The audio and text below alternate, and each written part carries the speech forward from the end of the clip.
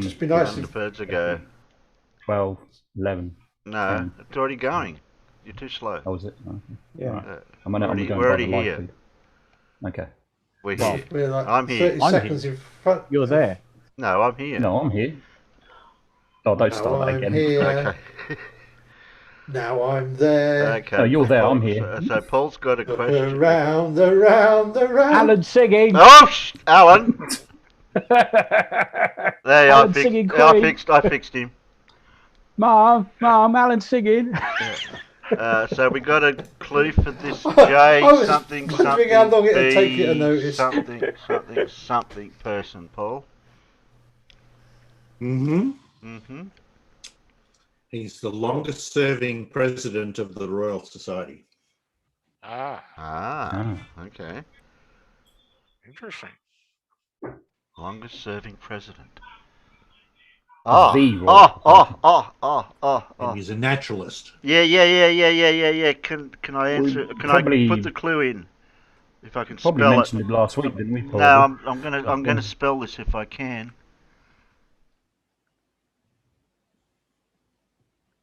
Ah, shit.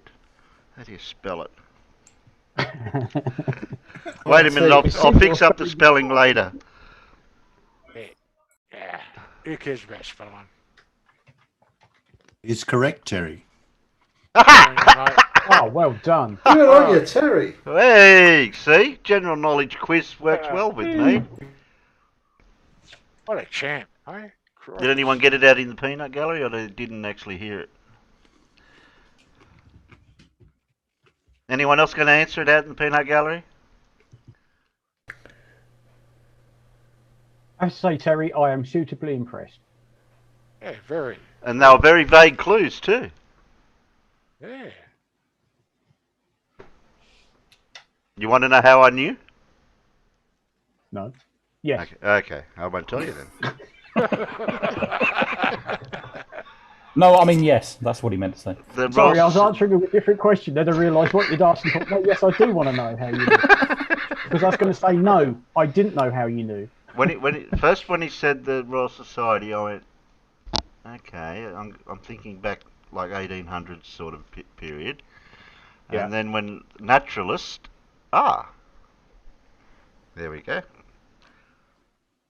And Dora, I wish the tank that my avatar is at the moment was mine. I really, really, really wish that was mine. Well, it would be impressive to have it fitted in that garage you got. Because he'd probably drive around the country and kill some flat earthers, quite possibly. Panzermarsch! No, you'd have to put it on a transporter and transport it because it'd break down before you got half a mile up the bloody road. There is problems with that tank. It is now getting very, very fragile. Well, certain bits of it are, like the tracks. Come on, Peanuts. That's why they don't. Do I have to write? You have to write the clue out for them, I think, because they might not have heard it. President of the Royal Society and was a naturalist. Longest serving president of the Royal Society. Well, I was just trying to be vague more. Yeah. No, but you need to give them a proper clue. Richly defined area. You don't have to try, Terry.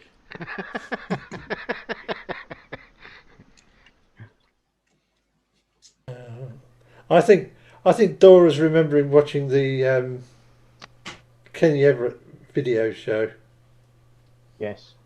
For the commute to work. Although, of course, that was a Sherman tank. Not a Tiger. Oh, he'd got those huge, like, shoulder pads, hadn't he? What?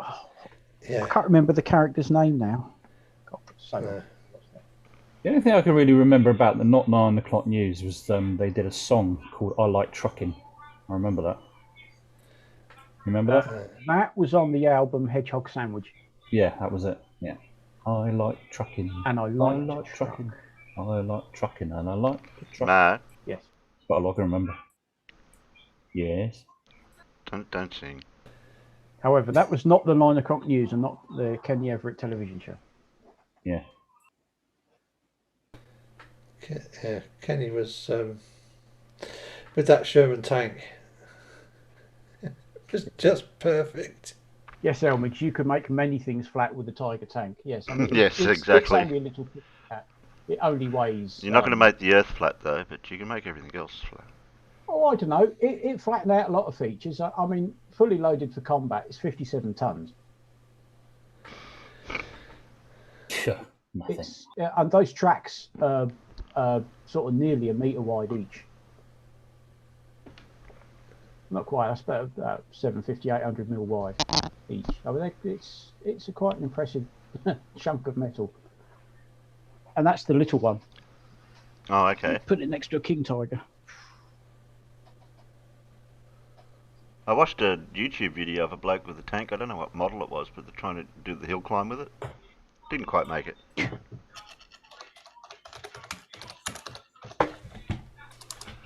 That thing will do nearly 30 mile an hour. Yeah, but it's not the speed, it's the torque, isn't it? Oh, yeah. And they're always underpowered. The engine was never quite man enough.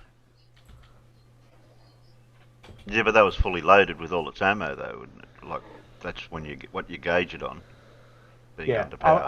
I mean, empty. It still weighs 54 tons. There's 3 tons of ammo and fuel that goes on board. That's nothing. That's nothing.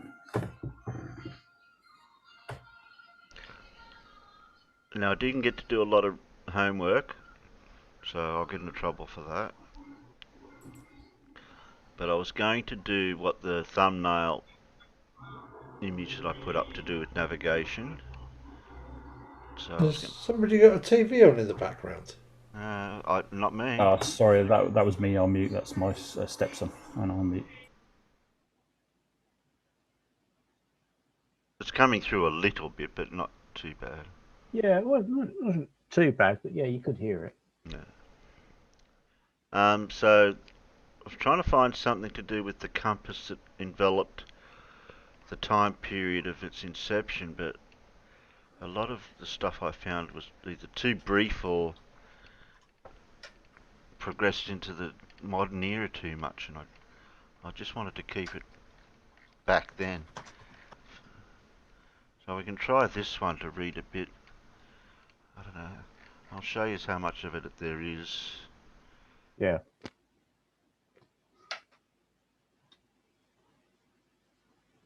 So this one's in from this place. So it's got. I'll just scroll down so you can see.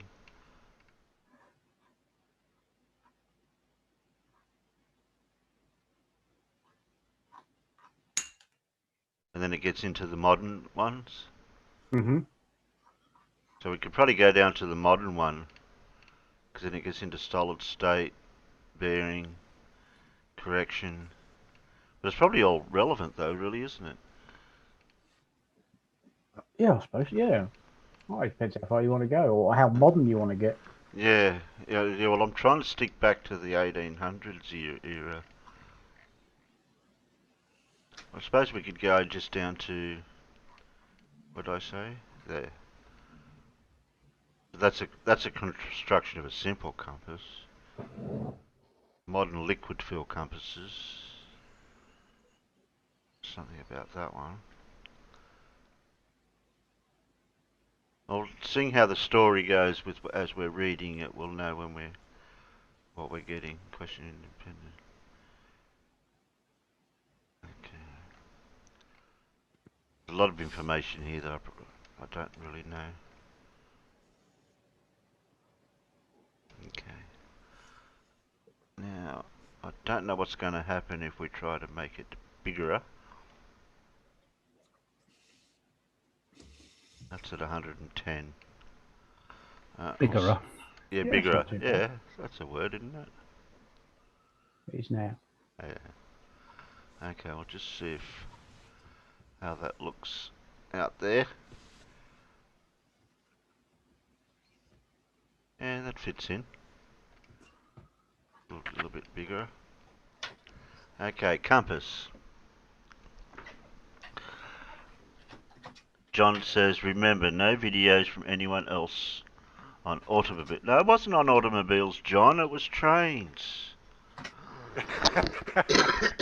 That was trains, John. Yeah, you missed out on all that fun, Matt. Did I? Yeah. A compass or mariner's compass is a navigational instrument for finding directions on the Earth. It consists of a magnetized pointer free to align itself accurately with Earth's magnetic field, which is of great assistance in navigation. The cardinal points are north, south, east and west. A compass can be used in conjunction with a chronometer and a sextant to provide a very accurate navigational capability. This device greatly improved maritime trade by making travel safer and more efficient. An early form of compass was invented in China in 271 CE and is one of 4 great inventions of ancient China. The familiar mariner's compass was invented in Europe around 1300. And if you remember back, we did do the Chinese compass. If anyone remembers that, they get an A. No, I don't, wait, You weren't here. Oh, that'd be why I don't remember it then. Yeah. That's why you don't remember it. Okay. Okay. It was like a spoon-shaped device that was actually sat on a block. So I can't remember the mechanism, how it worked. More technically, a compass is a magnetic device using a needle to indicate the direction of the magnetic north of the planet's magnetosphere.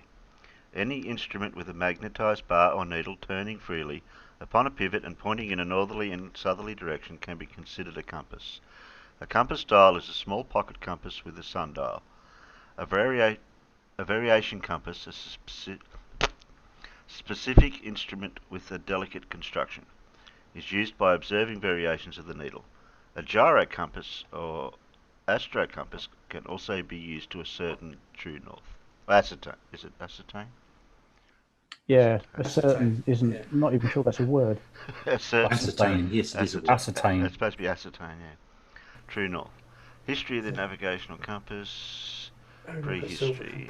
Okay. Prehistory. I've got one then. Prior to the introduction of the...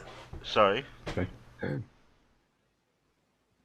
Sorry, Terry, didn't mean to overtalk the start of your sentence. No, I overtalked the beginning of yours. No, it wasn't even a sentence really, it was a couple of words that we were both saying to each other. Yeah, it was like, yeah, oh look, somebody said, I've got one of them, and I said, who hasn't? Yeah. I said true. Right now? Okay. Prehistory. Prior to the introduction of the compass, directions at sea were determined primarily by the position of celestial bodies. Navigation was supplemented in some places by use of soundings. Difficulties arose where the sound was too deep for soundings and conditions were continually overcast or foggy. Thus, the compass was not of the same utility everywhere. For example, the Arabs could generally rely on clear skies in navigating the Persian Gulf and the Indian Ocean, as well as predictable nature of the monsoons. This may explain in part their relatively late adoption of the compass. Mariners in the relatively shallow Baltic made extensive use of soundings. Who's got a noise?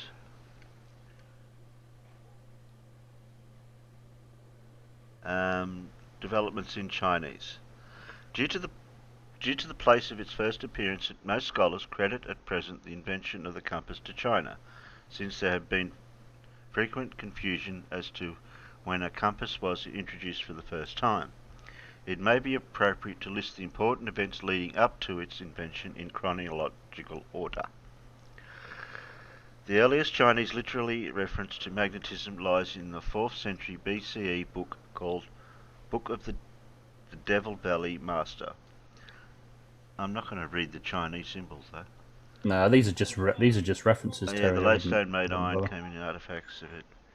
First mentioned the magnetic attraction of a needle can be found in a Chinese work composed between 20th and 100 CE.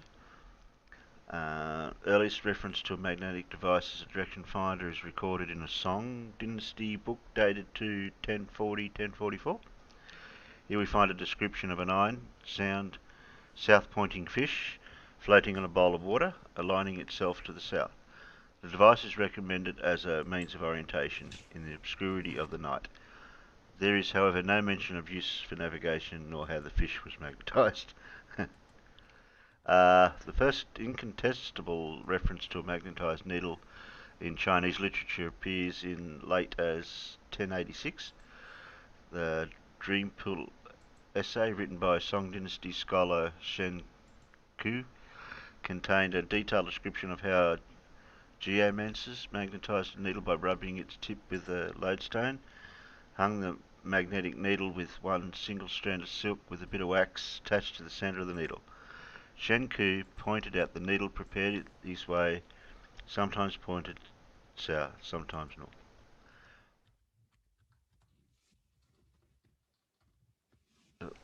The earliest recorded actual use of a magnetized needle for navigational purpose then is to be found in Zhu Yu's book Ping Zhao Table Talks, Ping Zhao Khan 1117 CE. The navigator knows the geography, he watches the stars at night, watches the sun at day.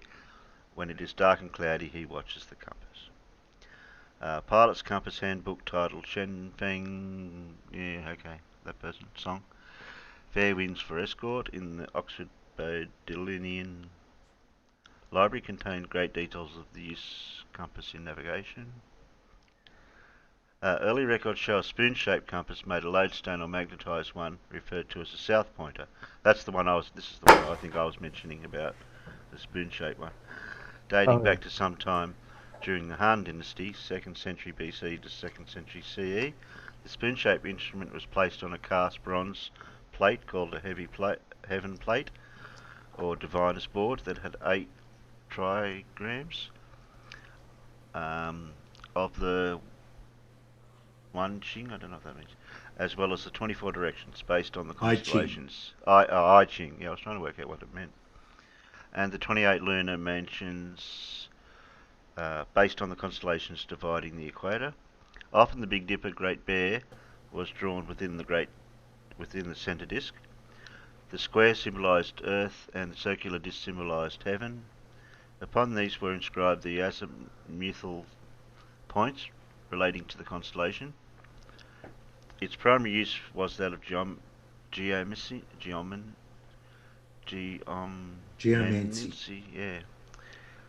prognostication. Okay, to determine the best location and time for such things as burials.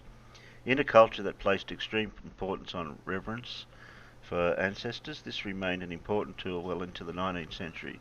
Even in modern times, there are those who use this divination concepts of feng shui, literally of wind and water, for locating buildings or fortuitous times and locations for almost any enterprise. There is a story that the first Qin emperor used a divining board and compass in court to affirm his right to the throne. Primarily, the compass was used for geomancy for the first time before it was used for navigation. Okay. Can I trade my eyes in on someone else now? Yeah, of course you can. Hang on. Oh, I was trying to probably read it too fast to get before my eyes started water. Right then. Oh yes. Question of diffusion. Yes. There is much debate on what happened to the compass after its first appearance with the Chinese. Excuse me. Different theories include travel of the compass from China to the Middle East via the Silk Road and then to Europe. Direct transfer of the compass from China to Europe and then later from Europe to the Middle East. And independent creation of the compass in Europe and then its transfer thereafter to the Middle East. Okay, so in other words, nobody really knows. Yeah, pick one. Yeah, exactly. Just looking at the picture, the navigational mariner's compass. I can't work out what the writing must be. They said something about the constellations or something, wasn't it? They were right. I don't know if that's what it's meant to say. I don't know. I can't read that anyway. No. That looks like Arabic or something very similar to Arabic. So yeah, tough to say. Right, the latter two are supported by evidence of the earlier mentioning of the compass in European works rather than Arabic. The first European mention of a magnetised needle and its use among sailors occurs in Alexander Neckham's De Naturis Rerum, which means on the nature of things. Rather broad term. Probably written in Paris in 1190. Other evidence for this includes the Arabic word for compass, al-konbas, possibly being a derivation of the old Italian word for compass. In the Arab world, the earliest reference comes in the Book of Merchants' Treasures, written one by Baylak al-Kibjaki in Cairo about 1282. Since the author describes having witnessed the use of a compass on a ship trip some 40 years earlier, some scholars are inclined to antedate its first appearance accordingly. There is also a slightly earlier non-Mediterranean Muslim reference to an iron fish-like compass in the Persian tale book from 1232. Oh, well, that's the one that came from China. Yeah. Right. The question of independent European invention. There have been various arguments put forward whether the European compass was an independent invention or not. Arguments that support the independent invention are: the navigational needle in Europe points invariably north, whereas always south in China. The European compass showed from the beginning 16 basic divisions, not 24 as in China. The apparent failure of the Arabs to function as possible intermediaries between East and West due to the early recorded appearance of the compass in Europe, 1190, than in the Muslim world, either 1232, 1242 or 1282. Take your pick. Take your pick, yeah. So it would certainly seem, I think from this, a lot of things point to the fact that here in Europe we had the compass before they did in the Middle East. And you'd kind of think if it came from China via the Middle East to Europe, then the Middle East would have known about it before us. So we've got a picture of a pivoting compass needle in the 14th century copy of the Pastolia de Magnet of Peter Peregrinus, 1269. Oh dear. Arguments against the independent invention: the temporal priority of the Chinese navigational compass, 1117, as opposed to the European compass of 1190.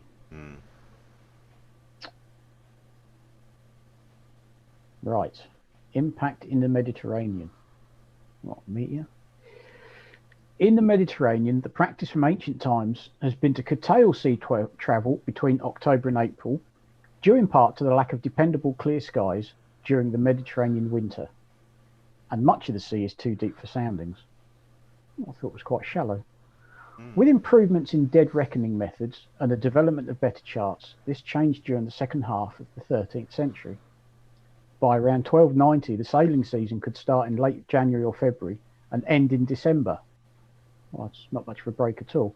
The additional few months were of considerable economic importance. It enabled Venetian convoys, for instance, to make 2 round trips a year to the eastern Mediterranean instead of 1.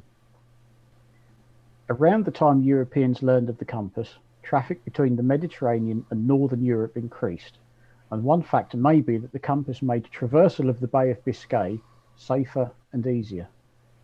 Where's the Bay of Biscay? The Bay of Biscay isn't in the Mediterranean. It's that lump. If you imagine northern France, and if you travel down northern France, you've then got this lump sticking out that's Spain and Portugal. Well, the area of the Atlantic that makes that fills in that sticky out lump, that's the Bay of Biscay. Okay. Because you have Brittany and then Normandy sticking out a bit further. That's up. right. It almost looks like somebody's taking a big bite out of sort of western France. That is the Bay of Biscay. That's a shame we didn't have a it's little map really, it's a really nasty shoreline as well, because it's prevailing. You know, the prevailing winds are onshore. Yeah. And there are virtually no ports, because it's just long shingle beaches. If we had a little map of that, it'd been all right, but that's okay. Well, for anybody playing along, open up another tab, get your Google Earth or Google Maps out, and have a look, see where the Bay of Biscay is. Much hated by U-boats in the Second World War. Let me fire up Google Earth Pro, and then I can let Terry share it if he wants. When the Germans invaded France, they took over a lot of the ports in the northern end of the Bay of Biscay, and that's where their U-boats were based. So that's where we went along and tried to hunt them down and sink them. Right then, modern liquid-filled compass. Yeah. In 1936, Tuomas of Valonen of Finland, apologies to any Finns, I just slaughtered his name, invented and patented the first successful portable liquid-filled compass designed for individual use. Oh, 1936. I thought it might have been before then, but Yeah, that's what I was thinking too when I was reading through this. yeah. Yeah. Do you want a quick view of Yeah, the I Bay of think we're- Biscay, Terry?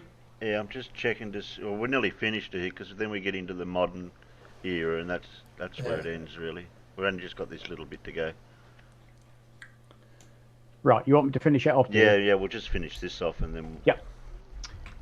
Right then, construction of a simple compass. I hope you've all got your bits and pieces ready so you can try it. A magnetic rod is required when constructing a compass. This can be created by aligning an iron or steel rod with Earth's magnetic field and then tempering or striking it. However, this method produces only a weak magnet, so other methods are preferred. This magnetized rod, or magnetic needle, is then placed on a low friction surface to allow it to freely pivot to align itself with the magnetic field. It is then labelled so the user can distinguish the north pointing from the south pointing end. In modern convention, the north end is typically marked in some way, often by being painted red. Flavio Gioja, an Italian marine pilot, is sometimes credited with perfecting the sailor's compass by suspending its needle over a fleur-de-lis design, which pointed north. He also enclosed the needle in a little box with a glass cover. Yeah, that bit definitely helps, doesn't it? Yes.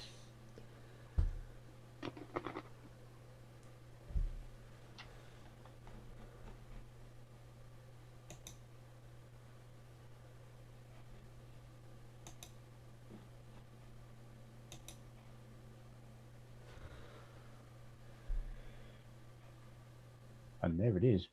And there it is. The The Bay. Mediterranean Sea, Spain, and the Bay of Biscay.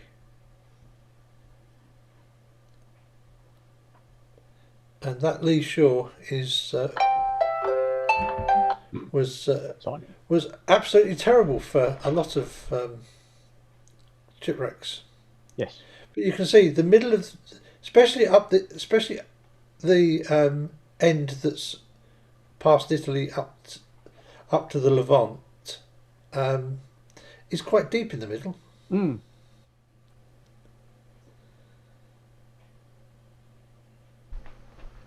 Sorry, not the Levant. I believe is actually the correct pronunciation that I just mullered. So they had to sail from that point off So- England's the English Channel there down to that other point to go round. Yeah. Yeah. See, the Bay of Biscay is this big chunk here, Mm. and then you've got Brittany and Normandy that form another little bay. Yep. But Yeah, but that's the Bay of that's Biscay. yeah, but the point of that is that they had to sail from the English Channel round and down, and know how to get down to that point by just using the compass. Yes. Well, see, the biggest problem is if you follow this coast, if you have to follow this coast, yeah, every time there's a storm, you stand a huge chance of getting wrecked because all the prevailing winds are westerly, so the storm's very likely to come in and slam you onto that coast and sink you. So it was always quite a risky trip to come round this. I reckon there's a lot Yeah, of shipwrecks around there then. Yeah, I mean, if you come through the Straits of Gibraltar, up the Gulf, across the Gulf of Cadiz, up the Portuguese coast, round across the top of Spain, up the French coast, Yeah, it's if you haven't got navigation and you'd like to be sailing kind of within sight of land,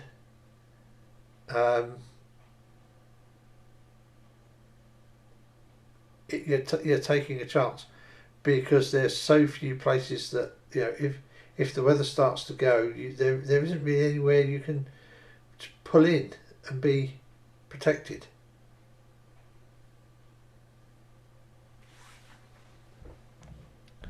Well, that's how the navigation was mainly done before. It was only if you could see land, that's how you sailed. You didn't have any other aids except for the stars.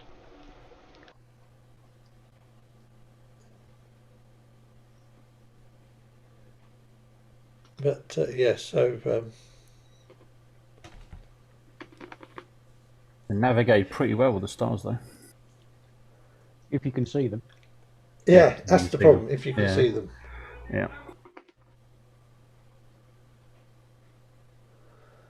and half the time you can't. Well, that's why the Middle Eastern, what they say about the Middle Eastern area, wasn't really worried about it. The stars, or the compass, that is, or something. They just use the stars. Yeah, well, of course, we're talking down in the Red Sea and the Persian Gulf. So, Red Sea, Gulf of Aden, Gulf of Oman, Persian Gulf. Yeah, round this coast,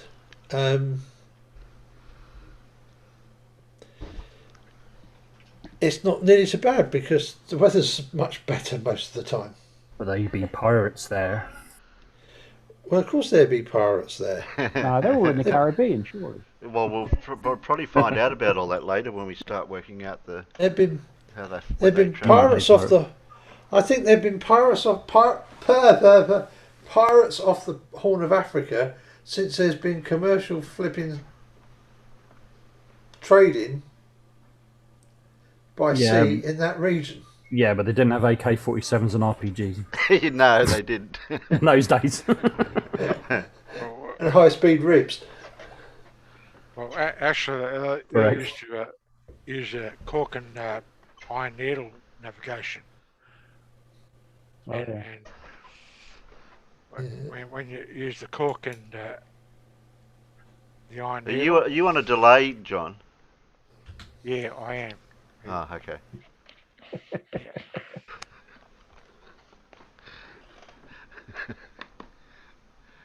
Yeah, mine is pretty terrible, mate. That's okay. Well, we'll leave that there. We'll see what we can pick up for next time. Okay. I don't think we can really get any further out of the compass. I think we've pretty well got that. The other items that we read last week, I think they were self-explanatory enough. I think it's the sextant, I suppose. Those type of tools is the most, for the navigating with the stars, that is. But in conjunction with the compass, yeah. Well, the compass is really good because it helps you sail in a particular direction when you can't see the sun or the stars. Yeah, but there's another device that goes with the compass if you're going to sail in a certain direction, Alan. That's time. That's the other factor. How far? Yeah, how far do you travel south for before you hang a left?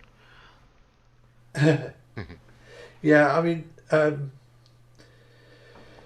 you can do that. You can do that reasonably well without the need for a chronometer, though.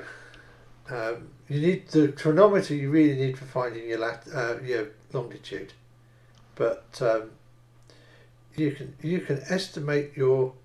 You can at least estimate your speed through the water reasonably well, because you chuck a float out the back.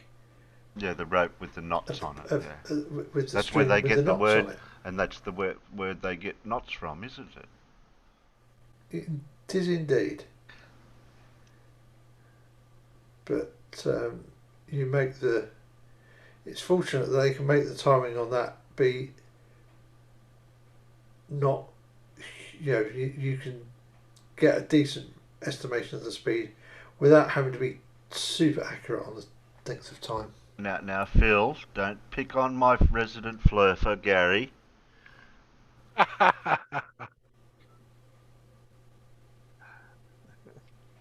Gary behaves himself. He's okay. Well, he usually does. Yeah, he is. He's well behaved in our peanut gallery. He was getting a little bit out of hand at first. He'd copy and paste stuff in, but now he's been cordial and just comes in, says g'day, has a chat. That's okay. I don't mind that. No, he's not picking on him. He's just just having a Yeah, I don't want friendly, an argument. discussion. I don't want an argument to happen out there. I know it's hard to portray a conversation in text when you don't have the inflections and the everything else. Put smiley faces at the end of your sentence, Phil.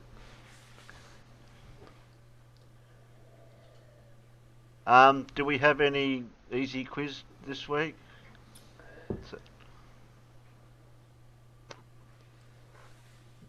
Do we not have some Lindsay first? Oh yeah, that's right. Yeah. I'm a bit confuddled. I don't know where I'm at. Sorry. I got things lined up here in the tabs, but I forgot about Lindsay. I forgot. It's just I find that Paul's quiz is a perfect antidote. Is the detox for Lindsay? Yes. Yeah, exactly. Okay. Yeah. Okay. We can't have Lindsay. We can't have the quiz before Lindsay. We've got to do it the other way round. Okay. Sorry. Okay, that's okay. Lindsay. Share in here, so I just can see. Oh, excuse me. See where we were. Yes. Derp, derp, derp, derp. Derp. Release the derp. Oh God, was he trying to be in an airplane in that bit there? Oh, no, that's that's upper helium and perihelium. Oh, yeah. This one. No, the one below that when you did the preview, go down the one in the middle there. Like, yeah, that's upper helium and perihelium. Oh, is it? Oh, okay. Although the one to the right of it definitely looked like he was that one trying to marshal an air. That one. That one where he's trying to marshal an aeroplane in. So it looks like we did that 26 one there. Alright, we've got some 2713s. That one goes. Well, have you watched the Understanding Creation, the Meaning of Life? Have you watched that one? Well, he hasn't got the whiteboard on that one. Oh, that's all right. Something a bit different. No boobs. Hey, we can see his back garden. You'll get a peanut. You'll get a peanut uprising, Matt, if you don't. It'll be change of scenery to see something a bit different than his whiteboard, wouldn't it? With the same shit on it. Yeah, but Professor Phil wants a bit more of the institution. Professor Phil wants to see the boobs. He'll probably complain if we don't show the whiteboard. Oh God, do we really have to? Yeah. Okay, our whole realm from a mustard seed. Part 1, 2. Then flat Earth, sun, eclipses, retrograde, and that one. Or what about Jesus? Did he exist, or did he represent something? Well, we don't go to that one yet because that's one of his last ones. Oh, okay. So these two here. I say understanding creation and the meaning of life. I think. Do you want that? Yeah, because you can kind of put all sorts of Life of Brian stuff into that, the meaning of life, not Life of Brian. You know what I mean? I like the peanuts. And it looks like it's a change of scenery too. Yeah. The peanuts. Do you want to change the scenery? No whiteboard this time. Get a vote out there. Yeah, we get to see a little bit more of the institute that he's in. Okay. He does look a bit like that. He doesn't look like a care home or something.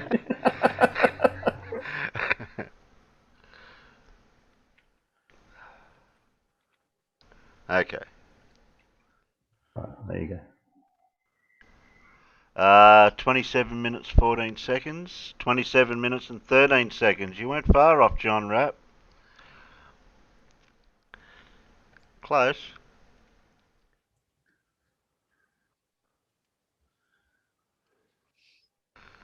I hate to I say like his patio set in the garden. that doesn't look like an institution. Must be cold. He's got the bar heater on up here. Okay.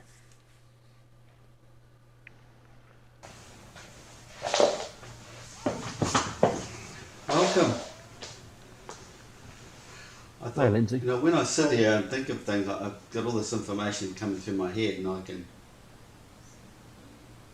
quite easily. Doesn't he understand you shouldn't As soon as I sit put the camera on in me, front it just of a all really disappears. bright light source when you Anyway, I a thought I'd video. bring the camera out Yeah. and just see if I could just run over what I was thinking. But straight away, I'm not in that relaxed mood, you know, frame of mind.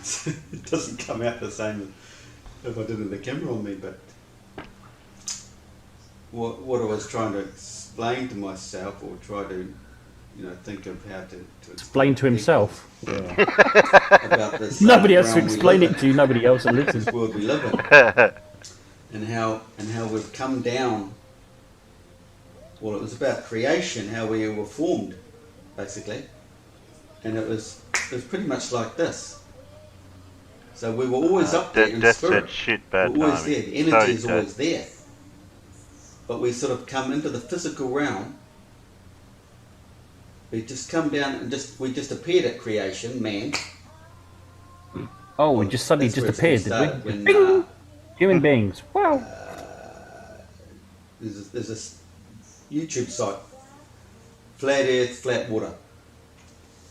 Decent guy, quite religious, I'd say, but he's got quite a few good videos, especially the old maps and stuff.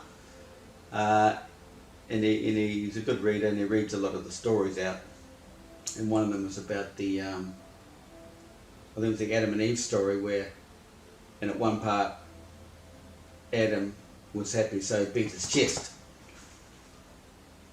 So straight away you get guys like, who was it?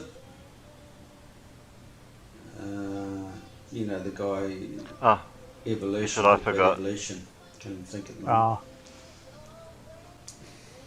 I took my tongue then. Yeah, never mind. Anyway, so this is one example of how people get misled. So when you hear that term, that's he starting beat to his sound a chest. bit better. Yeah. Well, why not just stop and think, well, we're talking divinity here. All these stories have a divine message in there.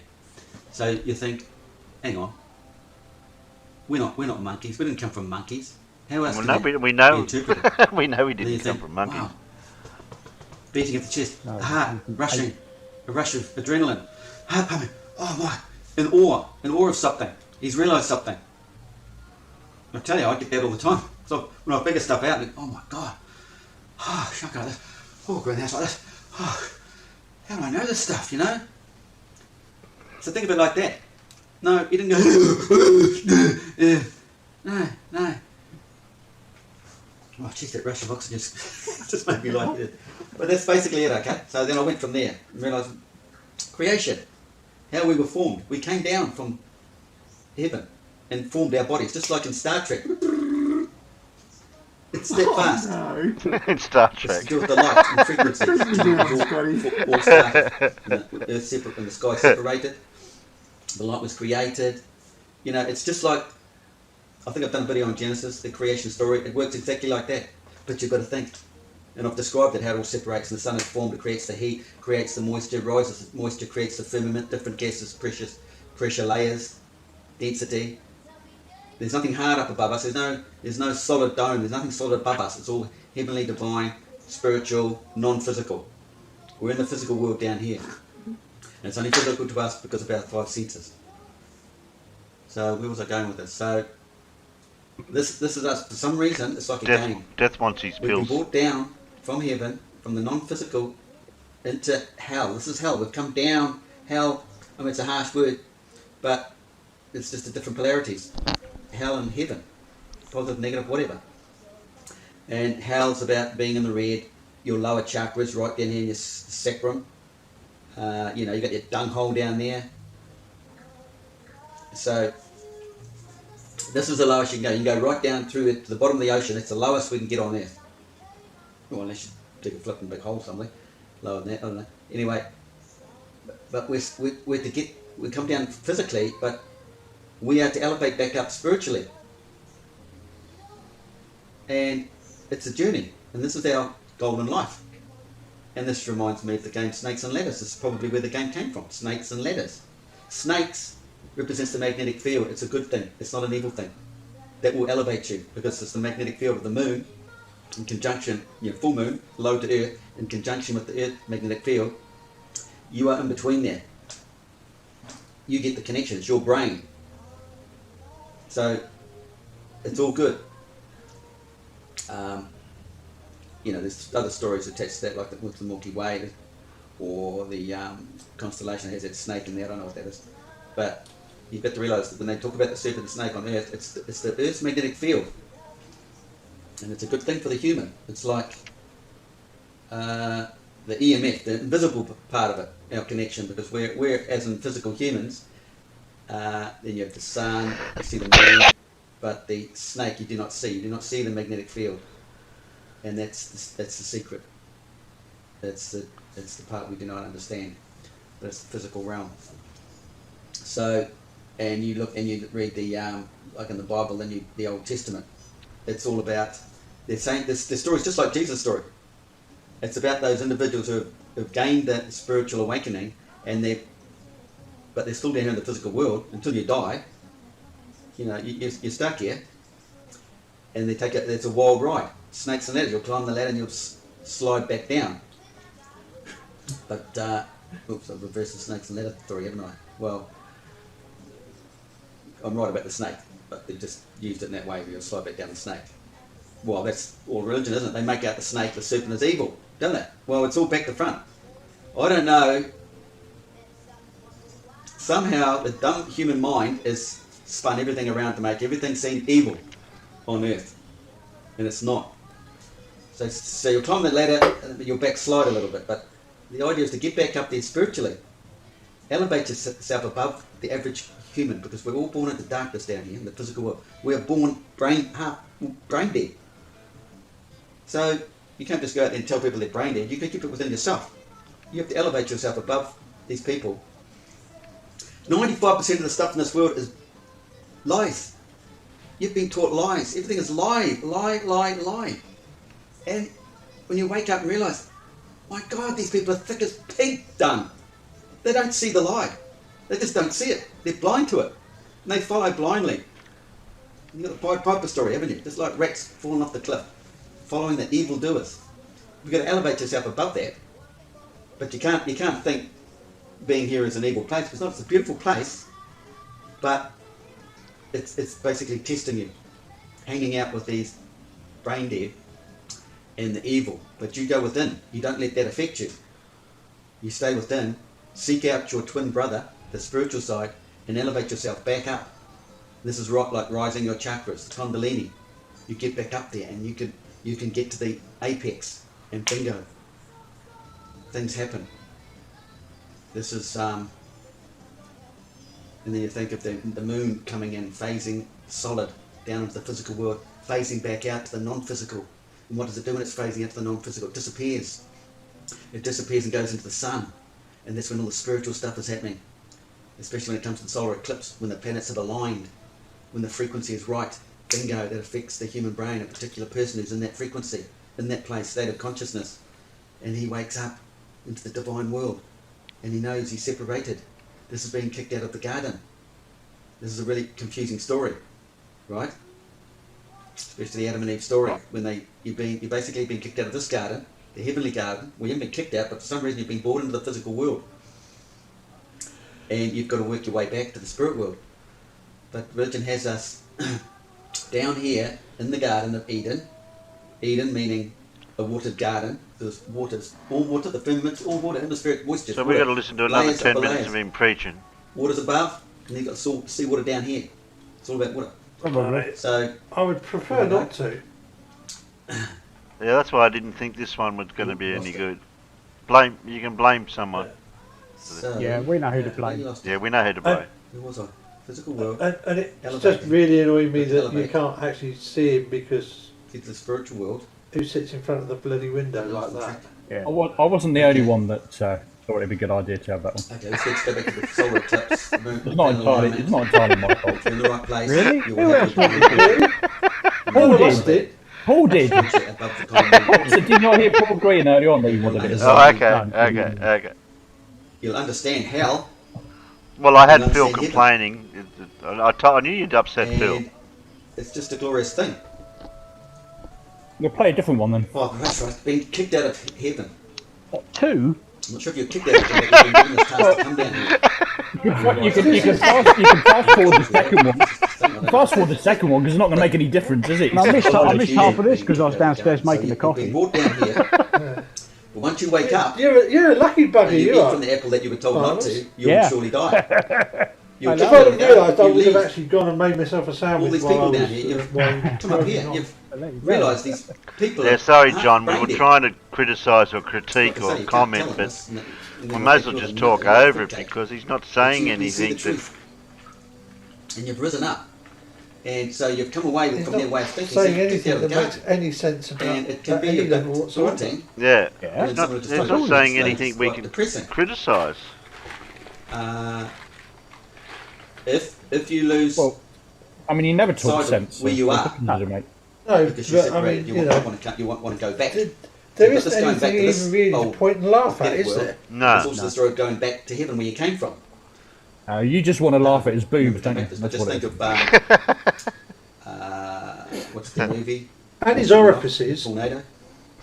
And it worked the way back. Yeah. He wanted to get back. He's better. He wanted to Des get said back he's to better heaven, after my second but that's double sort of run. coming back home to. What about after your They're third? not- It's the same sort of Third. thing. You come down, you want to get They're back. not It's your boobs, journey. they're unswitched single socket outlets. So, okay, you're separated. Yeah, so you left the garden. Elmick says this video is boring. I want to speak to a manager. Where are they going with that? Okay, who let the Karen in? Oh, Okay, so this is. Oh, right. Okay, so you left the garden. Oh, thank God it's flat said shut up everyone. Here and- comes the and best then it part. brings me to what, the end? end times. What are end times? There's no end times like you've all been told in religion. It's complete BS. This is the way the dumb man spins the story. But Makes so it he all out doesn't to be believe evil. in normal religion then? Any story in the Bible that He seems evil has believes been in all of the misinterpreted. religions. Someone has juggled the There's, words. nothing, there's nothing, It's only norm, meant there's to be nothing read by normal about those Lindsay at who are in the all, know. or anything If you you're down here believe. in hell, Nothing, none of it's normal. You're going to appreciate the crap. But if you're up here, Hey, you're Fred's going going, to "Moderator." things. You can understand them all. So, Moderator. when it comes to end times, like I've said in a previous video or two, we're all born into darkness. We are born as a twin though. Our physical world and our spiritual world. Now you We're know a why I twin. don't pick Our these physical videos. self I get and our complaints spiritual from the self. Peanuts. And we have to Peanuts connect. And revolt. this is the duality, the dual. You're in hell. It's a dual system. You have to bring them together. You've got to meet your twin, your spiritual twin. Yeah, the best Disconnect. part at Yeah, the end, it's Before you're 2 Stevie B. years old, you've disconnected. You could probably have a conversation with a Terry, child 1 year old, Please possibly, save about us his from friend. this. with its friend. It might start talking about its friend. Put the boobs on, then put another video on, then put it halfway through, because it's not going to make any difference.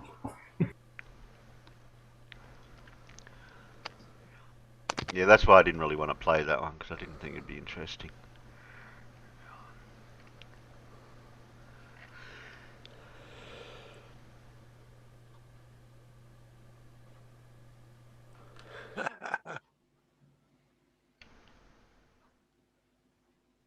We'll do. See, this one says the whole round from a mustard seed, but that doesn't sound very interesting. We can do that one, or we can go straight to that one. Plato's Sun eclipses retrograde. That one. Sounds a bit more along what he usually does, doesn't it? Yeah. Yeah. I bet that's going to have boobs. and sphincters.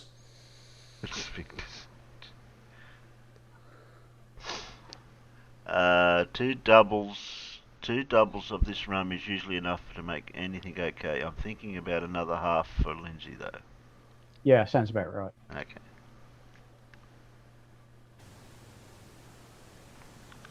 And you said you want to jump a bit.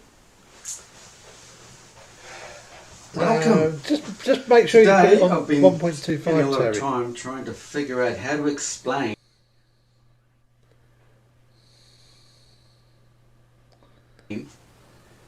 that Venus is involved with the lunar eclipse. What? Venus is involved What? with the lunar eclipse. It's an But alignment. Venus, just let that sink in. Venus is involved with the lunar eclipse. Hang on a minute, computing. Okay.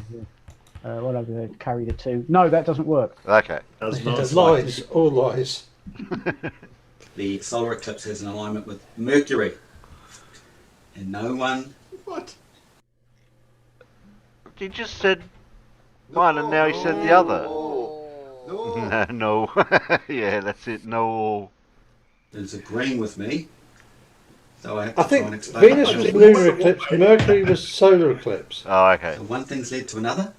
So this video is going to go all over the place as usual. Because once I get an idea, All over the place. Yeah. Oh shit. So let's go back to my rough drawing of the Chikara cross. I dropped the last video on this because I didn't quite explain it properly after the second half. I didn't want to confuse anybody, so I did away with it. It becomes quite tricky to explain because Sphincter has disappeared. just on one diagram, you need like Yeah, three of these Boozer pictures, and you've got to keep disappeared reverting back to them every time. And to try and get it out and explain it just got too difficult. I thought I'd scrap it and just highlight the few things that are involved with it. Now, the cornerstones the builders rejected, look, the mutable signs are these corners here. Right? Oh, just went to get a drink and then come back and there's no boobs. You've got No, there's none. Sagittarius, Pisces, I didn't notice there was no boobs. Gemini,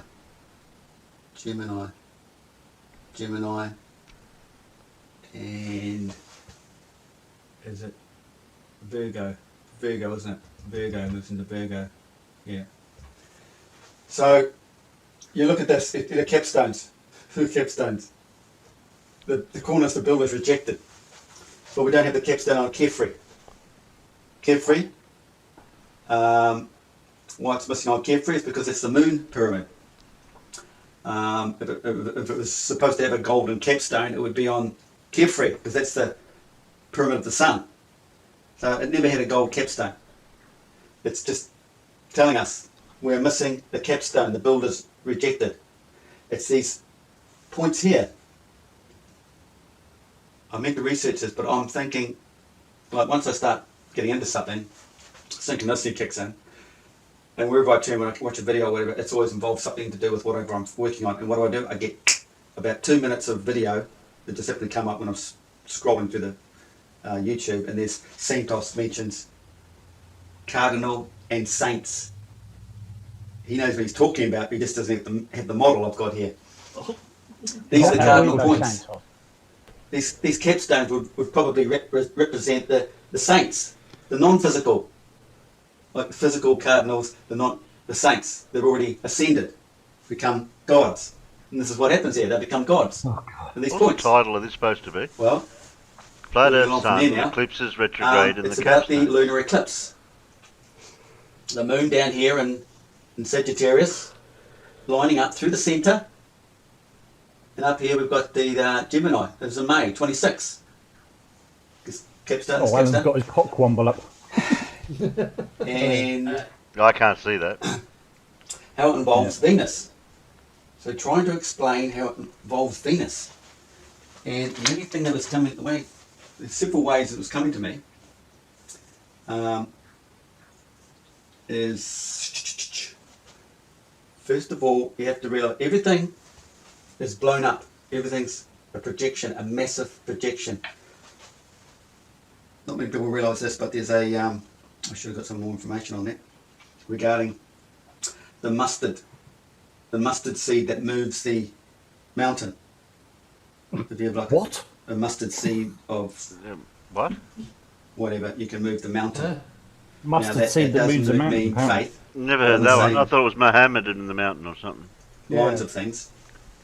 It means there's a mustard seed. Our whole creation has come from a I mustard do seed, the have it, size of it's a mustard seed, all been exploded out There you go. to create our realm. Exploding It mustard moves the seed. mountain. This is our mountain. We're all living under here. What? It goes right round in a donut shape. There's an But that's what exploding moves mustard the mountain. seed. The You said- magnetic field Oh. coming up, coming down, and up, down, back there. It moves the mountain because this is a magnetic realm we all live in. This is why we can't see creation. You can never get there. You only see a nighttime image reflected in the sky on the opposite side of the sun. It all comes from nothing. It's like a thought, a dream, just like we dream. That's how it works. That's what that means. The size of a mustard seed has created our realm. Oh, you drew part of a boob. So this Boob and a half. is where we are in here, right? With these two The little symmetrical ones. arcs Yeah. facing each other. There's a bit of a gap here. It's a Draw the tropical other gap. one, Lizzie, to match it. And so we get the Right, no, rotation you up can here in draw night half of it. around Polaris. That's the Milky Way in here. So it all gets reflected down onto here, doesn't it? So what that vertical is going to be down You here. expect us to see what you're doing. And then you get the mirror image out here. This is why we get a Milky Way here and a Milky Way here. It's the mirror image. They know it's flat up here, the sky. So they get this flat somehow, I don't know how, American. but they reckon they get this flat Doris image up said here. nothing wrong But with it little comes ones. down onto here. Yeah, well, the old It's sitting saying down goes, onto it's here. more than a handful's a And waste. mirrored over to here. All the ancient stories talk of the mirror, the mirror effect. The other thing is, and then it took me to understanding how the sun works around this curving effect. This comes into it, how it aligns up with Venus. The Venus that deceives people. They can't figure it out how the eclipses are working. We're getting this spiral effect. That 2D So, image I of came the across spiral the idea effect that, doesn't seem to work if it was in 3D. It's more than an idea, it's a fact how the sun works. And it works like this. Oh, here we go. Here we go. Equinox, southern solstice, summer, equinox, northern summer solstice, What? down and out, up and down, Hey, told you. what's in the centre? He's doing sun jumps. What represent the eagle? It's the eagle wings. I see he is flying. Told you. Told you. If I speed that up really fast, do you think it'll make him fly? The eagle heads in the centre, and he's facing two ways in alchemy. Why? Because he's turning. As he's doing this, slowly he's turning. He's turning. It goes both ways. Go on, do it, Night, Lizzie. day, whole There you circle, 360. Go on. This is Go, what go, it's go like. ahead. The sun Go, follows you, go, make go. a field. Faster. This is the vortex spiraling up. It spirals down.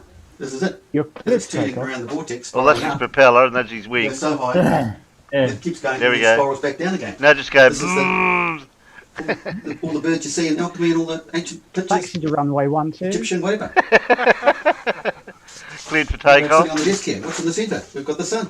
That's what it does. We've also got the talons here. Oh, desk gun. When the moon comes up, when the moon No, comes that up, was a few weeks ago when the he was sun's doing it. turning. It's not moving off its Oh, Karate Kid. The vertical great, point. Karate the Kid. great Kid, god That's of it. Holy Horns. This comes up. Yeah, this is remember turning, Karate comes Kid? around, grabs the Waxed moon, on, Wax on, takes wax it on off. for 2.2 days. wax off. That's what Yeah. the talons are representing. And Yeah, at this there you go. point, Death it's the got new it. birth, new life. You have the When two the moon boys gives birth with in those 5 black holy and off. days. Otherwise, this doesn't happen every new moon. This is the motion the sun is doing. And there's a video Remember on with the YouTube, fly, and a he scientific caught one the fly with the when chopsticks, it's and he shoulders. just looked at him to And it's say, basically the yeah, shape. whatever. Yeah, whatever. The starlings do when they're in a mass formation. They'll just flutter up into this big poof. Big poof. You could imagine this. And then here are the planets. Out there are the background stars in the main vortex. Milky Way's in the centre here. Sun to the Milky Way. That's how it works. Now, so I've done that. Now, John, that's a trying to bit crude. explain how Venus. I know what it is. Well, it's What? true I'm though. going to use this drawing now. He's trapped. He's trying to But, escape, um, and he's trying to message You've to got us to by imagine the sun. semaphore. There's the sun. the Right, sun this way, okay. And the sun's moving that way. He's being Everything being moves in held one against direction. his will, but it's too obvious as he writes it on the whiteboard. So he's trying to Oh, I can't communicate show it by that way. semaphore. Right. Okay. Please send help. One way to imagine it is the sun's in the centre, and we're only seeing all the projections out here. Back at the centre, the projection. Let's say we've shrunk it right back down. Yeah, so and maybe that's it's the daylight inner projected lens that's trying to get out and direction of the escape. sun, daylight. Ah, no, hang on a minute. I mistranslated that. That So said we start seeing the please send me- stars just Sorry. out of the light. We've got stars here. Why can't we see the stars on this side? Any moment now we'll see Mr. This is how it works. Miyagi. So you can imagine that's daylight. Wasn't it And Miyagi? Venus is back in here, close to the sun. Yeah, Venus yeah, is well, I way up knew here, what he's close to the doing sun, there. way back Right. up in here. Ibn. And everything moves. The best way I could come up with was like this. Daniel's son. Yeah, Daniel's son. It's that like Daniel. yin and yang shape. Centre here. The sun has gone down, away, out Suri over Terry. the horizon, gone away. But Venus is back up in here. It hasn't been affected. You got fat fingers, Josh. No, he's just got dyslexic fingers. Oh, okay. Remember the magnetic fields follow the Sorry, mate. spiral. Look, could be a plane. It's the daylight plane and the spiral. And there's one plane of the spiral and the vortex. Mate, you'll hit yourself. Hasn't got to Venus yet, but the sun's gone down. Now horizon, we must be somewhere over here. Is he married by any chance? But as it keeps moving around over He's the got no right ring on time, his fingers, so far around doesn't here, look like he is. there comes a point. Well, I yeah. just wonder if he was what his wife thinks of all this. Yeah, that's what I was just going to say. It's like in the kitchen with Cece. What are you Yeah, doing? just exactly. CC, yeah. Oh, he's doing all this shit again. Yeah, exactly. You'll end up with Lindsay out in the car with his whiteboard. The moon will have to be back here somewhere. Where the sun will be there. You know, this turns as well as the sun turning. So let's say the sun's gone right around here, and now Venus is there. It'll line up with the centre though, the centre of this, centre of the black hole. The sun will come around at night, so many hours later. I mean, it'll even if still you line did up believe all this, I mean, like, I don't with think the moon anybody would down here. understand what he's talking about. Venus will end up here. Just Sounds like all pie in the sky stuff. Yeah, you don't know where he's coming from, But like this is in the way that the way. light moves. It's gone way down. He's It's too the far roots all and over threads, the there's no place. He straight hasn't lines, got a no linear central straight lines. theme. Although things appear He brings in appear all to these be different straight for ancient us because we're under this dome. you know, No theologies, matter what the and tangent is, bits of this and it bits of travels from that. A to B across our dome and goes over there like that or like that. He's or not like allowed that. to marry or It always reproduce. seems to be moving in a That's straight it. line on our horizon. Across our arc of horizon. It's our arc of horizon. You could be here. You know? It's a pretty bad drawing. It's just how it works. trouble is, the chances sun are over he the probably day already goes has all the reproduced. way over and goes down And the horizon. comment that he makes after he says something Doesn't like this change is in how size, it works, just like looks as equal if he's distance trying to to convince your horizon. himself what he's saying is That's how it right. works. Yeah.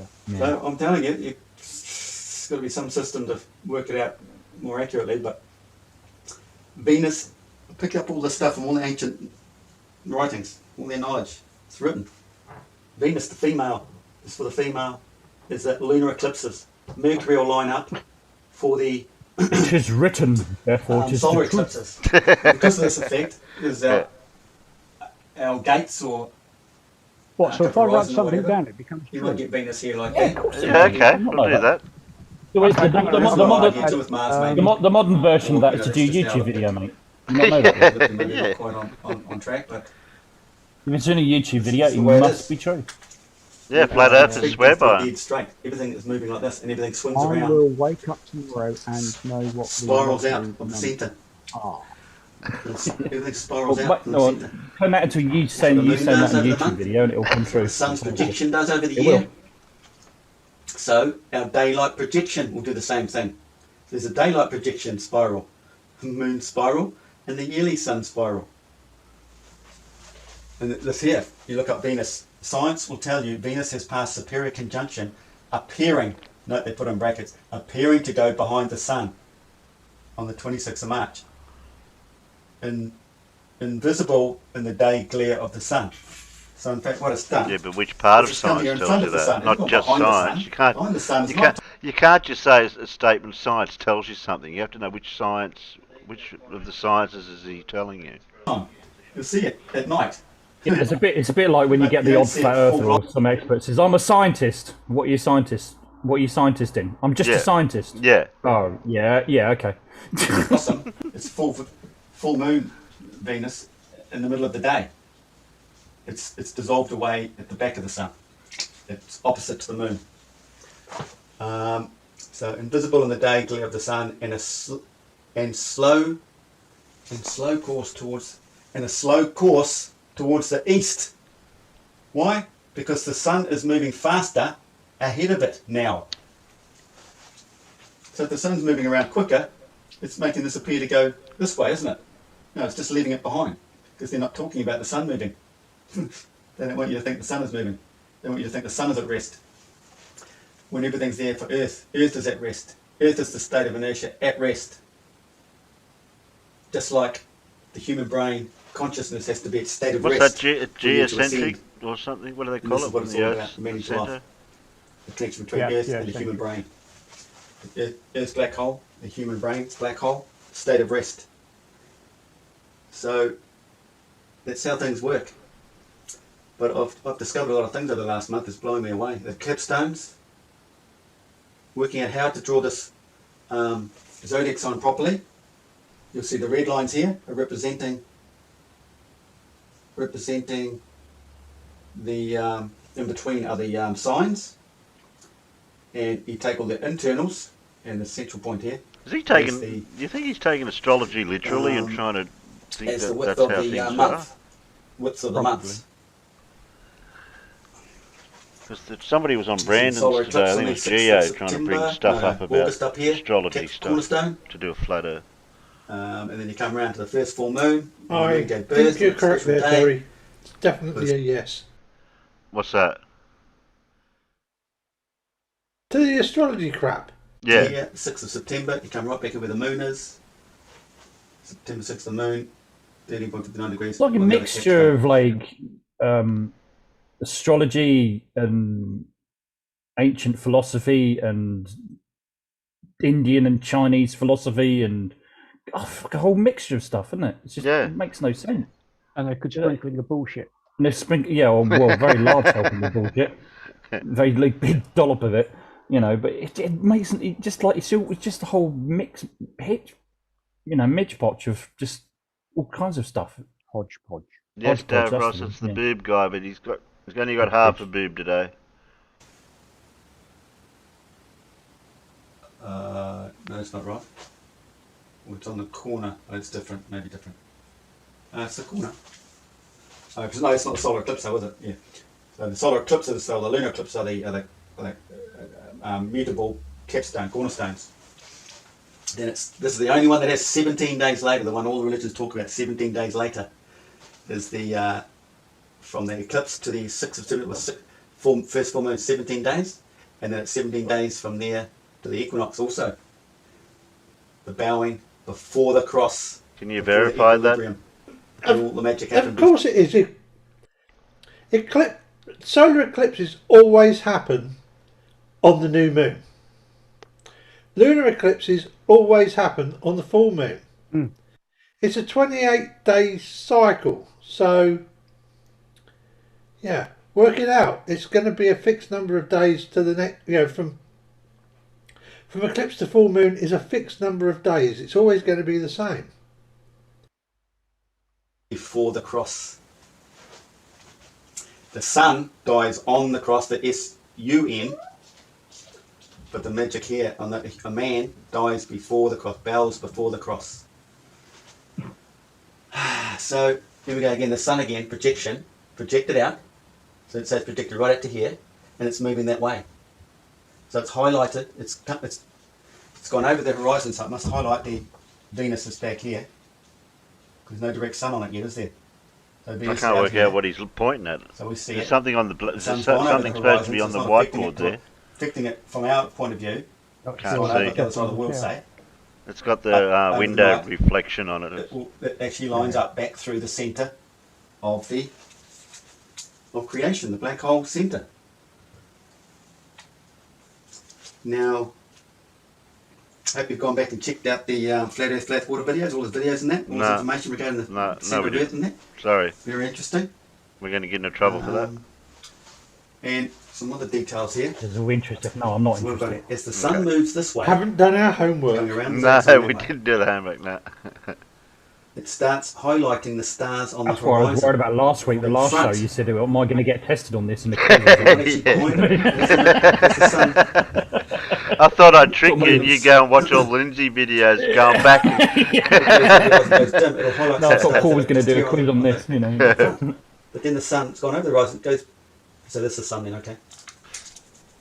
Yeah, it's just like pay attention. That's probably a bit deceiving, but anyway, the sun.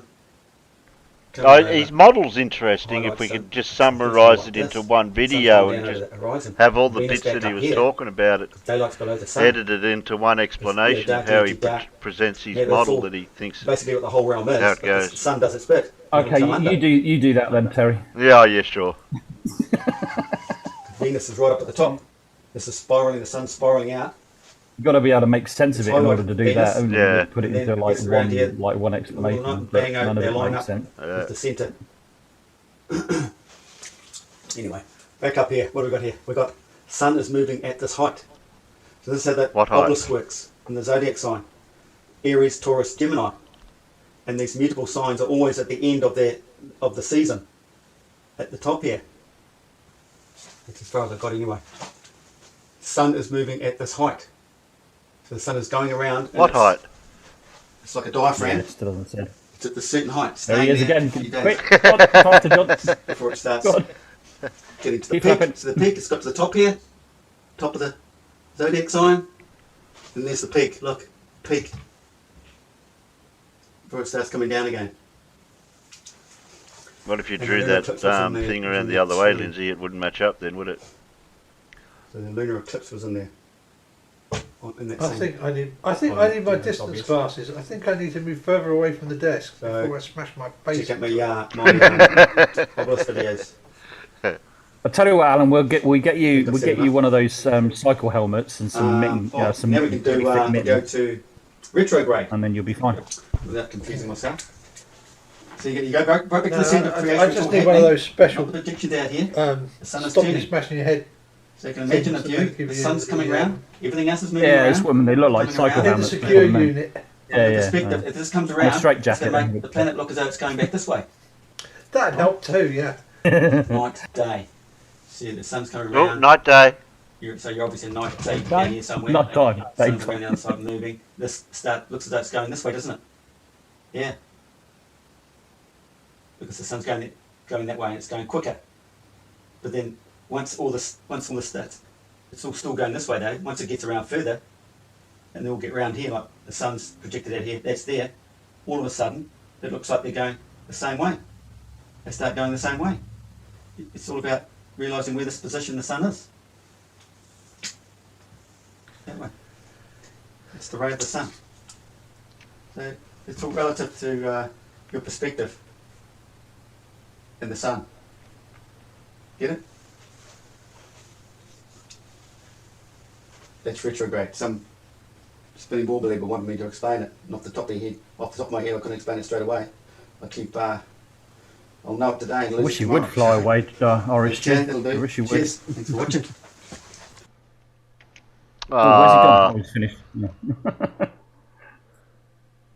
That finished a bit abruptly, didn't it? Yeah, it That's a does. shame. It It usually does. always finishes abruptly. I felt like he was really reaching the crescendo then. He was going to make a very valid point and then he just walked off. Valid point, Lindsay. Okay, sorry. I can't pretend any longer. I hear what you're saying, Lindsay, and it sounds remarkably like blah, blah, blah, blah, blah.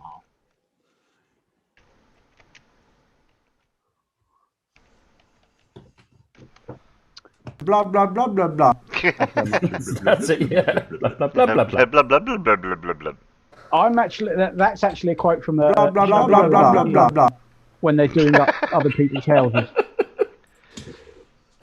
Oh, I can't think what the bloody programme's called now. What, the one with Nick Knowles? That's the one. Yeah, we were talking about that last week, weren't Yeah, The, that's where that quote actually comes from, and it's one of the other guys sort of saying to Nick, "I hear what you're saying," and it sounds remarkably like blah blah blah blah blah.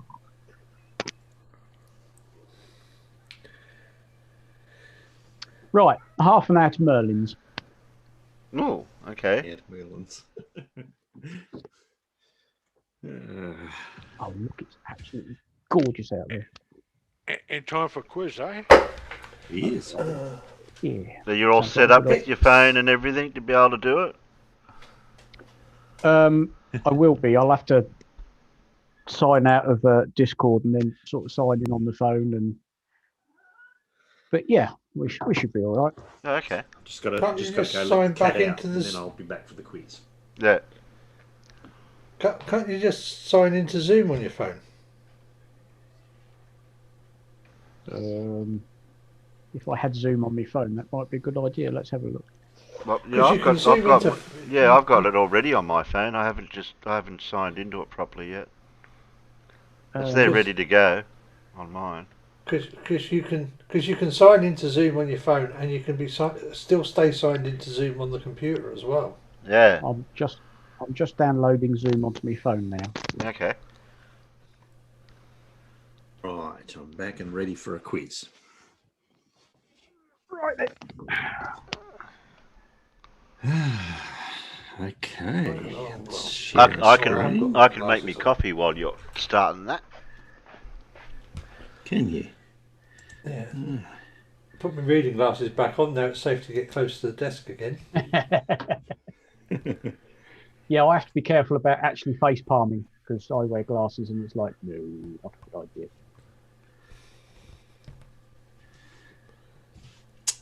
All right. Are we ready for a quiz? Yeah. Hard quiz, number 41. Here we go. Question 1. It's an author you're after. This author's pen names include Captain Humbert Reynolds and Lieutenant Scott Morgan. Ooh. Anyone know who this is? Not yet.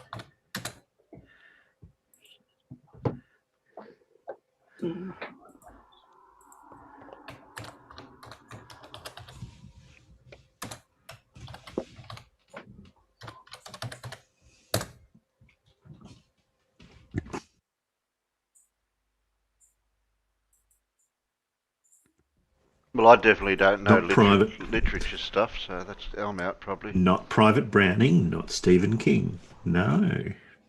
Okay, you get another clue. Private browsing. In one of his novels, the main character's reality is altered whenever he hears the sound of typing. That'd be all. Alan's reality would be constantly changing, wouldn't it? Yes, exactly. It's not Major Panic, no.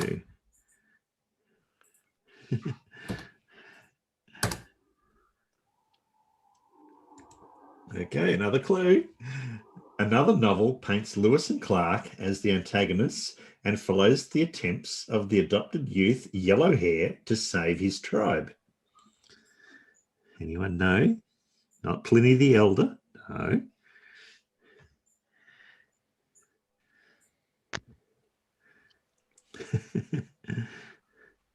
Not One Flew Over the Cuckoo's Nest, no. It's an author, not a book. Okay, you get another clue. The first page of another novel references the fact that as mass approaches the speed of light, time approaches zero.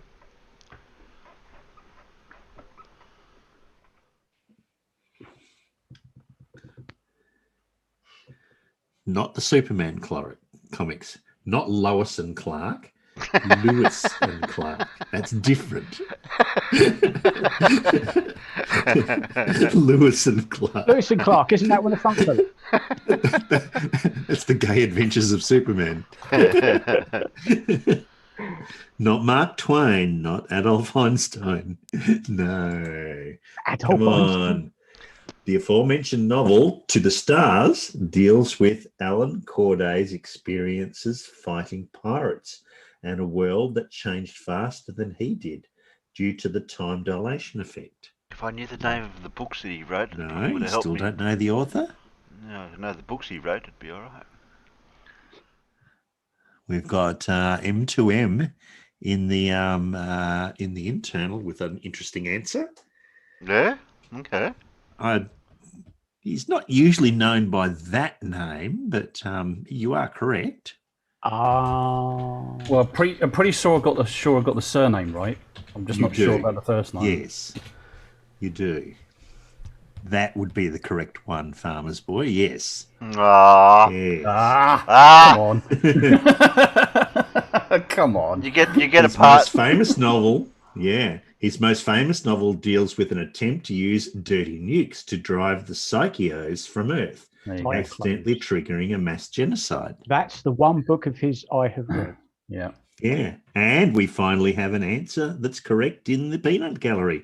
Well done, Irish Stew with L. Ron Hubbard. And it is, Yes. if you think the film's appalling, you should read the book. Ye gods. John, So is Ron not short for Ronald? I mean, come on. It probably is, but he's known as L. Ron Hubbard. yeah, Yes. Elron. And he's author of Founder Typewriter of in the Sky, Founder of one of the biggest cults in the world. Yes. Yes. And Ron is Buckskin short- Brigades, and Battlefield Earth. You would have known from Battlefield Earth, sure. Yeah. Yeah. How far It behind is. are you, John? He Lafayette. founded Scientology. Lafayette Right. Ronald Hubbard. L. Ron Hubbard. Yeah. Okay. I'm gonna Question. claim that one. I'm gonna claim that one. Yeah, you can Question two. slightly. Yeah, you can claim that one. Yeah. Question 2. The army induction for this man was dubbed Black Monday, and he was first trained at Fort Chaffee. Well, that's Who American. is to start this? with. A man.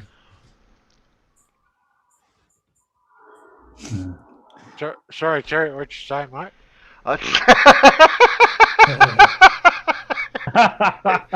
Well done. You know why I'm laughing? We'll give you that one. Yeah, exactly.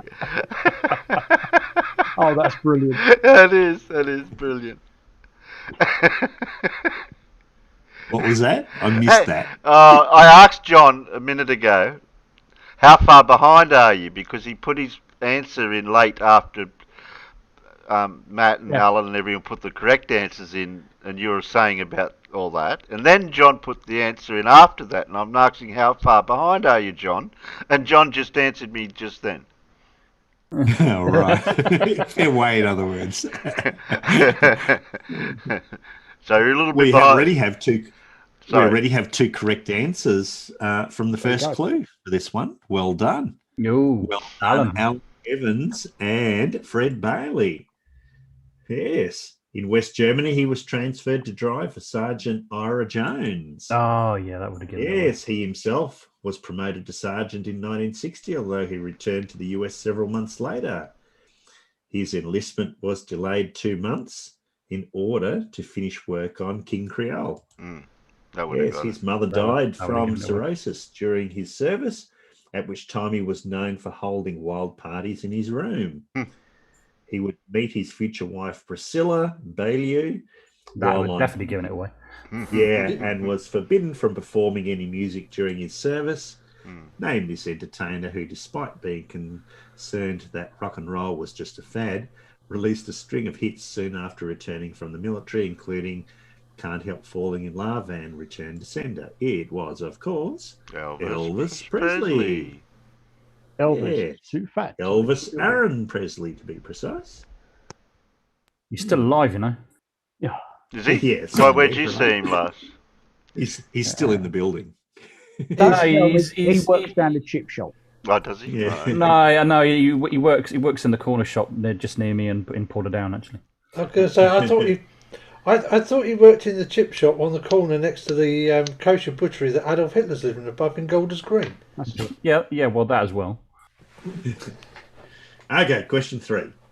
One of these devices can be generated by rotating a partially magnetic semi-metal crystal in a fixed magnetic field to drive anisotropy, dependent changes in magnetic entropy.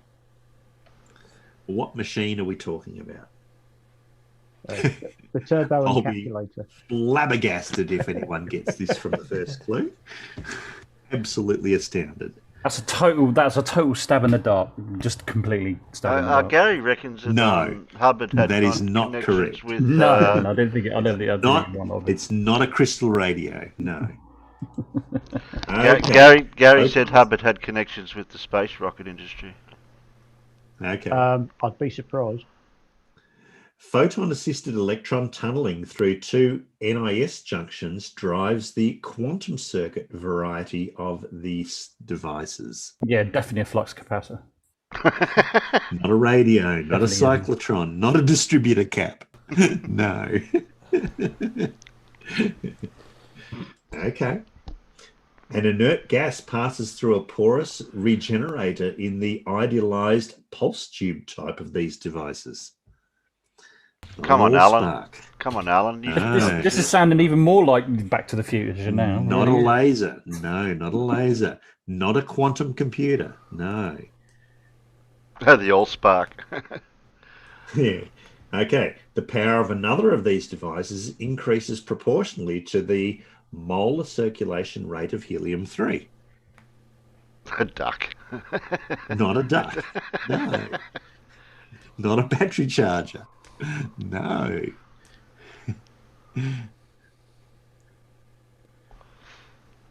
Okay, another clue.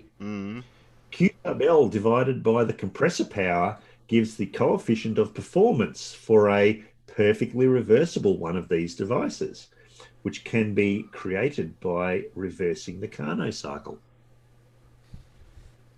Not a valve preamp, not a ray gun. No. This is sounding very, very complex. It must be Professor Phil's We brain. have a correct answer in the internal chat. Well done, Alan Evans. Yeah. Well, low me down. Compressor. Yes. Name this type of device whose household type is used to keep food cold. Oh, that would. Oh, see, when you give the last answer, which is not as convoluted as all the rest of the clues. You're supposed to give those. Jeez. Just waiting for the peanuts to get the right answer. In other Who's words, going to be first? Well, if you can't get it now, there's no hope. Fridge, that's correct. Yes, Fred Bailey. A refrigerator. It was reversing the Carnot cycle that did it for me. Was it? Okay. Yeah. Because we had quite a conversation about it not that long ago. I'm never going to look at my fridge the same way again. Oh, Fred got. I think The Fred. explanation from the picture as well. I think Fred got that one again. I think Fred's going good here. Yeah. Yeah, Fred's got another one. Okay. Question 4. Many leaders of this organisation are locked up in Black Dolphin Prison, where they are all forced to walk bent at the waist. That would be fun, wouldn't it? Oh, this sounds very familiar. Okay.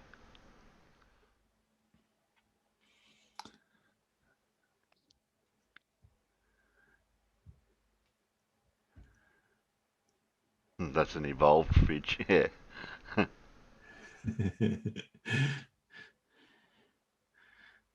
Well, come on, Fred. You can see if you can go for a hat trick. During World War II, the Bitch Wars featured combatants who would become part of this organisation.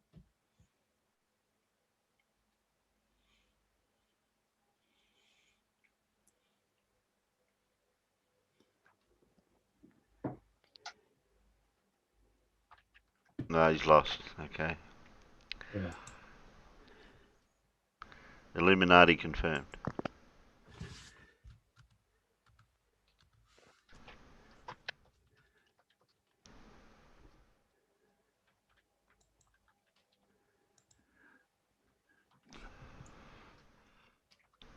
Not sovereign citizens, no. Okay, another clue. In America, this organisation started off selling bags of potatoes and telling people it was antique currency in the Brooklyn neighbourhood of Brighton Beach. Antique potatoes. Not feminists, no. Elaborate, farmer's boy. Yeah? Okay. Oh, I thought that was Yeah. Yeah, well, did Alan put 1, 2. Yeah, I was deliberately not saying anything to give you guys a chance to actually say something. Okay. But yes, well done, Alan. Oh, all right then. Oh, there you go. Whatever. Okay. There you go. Yeah. Pakhan lead this organization, which recruited skilled veterans called Afghansi. Oh yeah. Mm. Right, now let me just test and see. We have correct answers in the internal chat. Come on, Peanuts.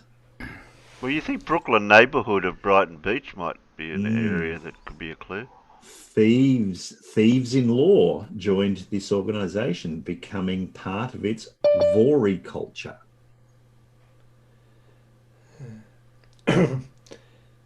Oh, we've got another farmer's boy. I'm just testing to see if it works. Probably would have got that. It helps if you know where Black Dolphin Prison is. Yes. Yeah, I managed to find that out because it sounded familiar, but I just couldn't find the organisation that he was referring to. You just need to watch World's Nastiest Prisons, really. Yeah, exactly. That's what I was thinking about. Yeah. Before he was poisoned, Alexander Litvinenko accused Vladimir Putin of running a type of state named after this organization. Yeah. Yeah. If you followed that story, to make sense now. Yeah.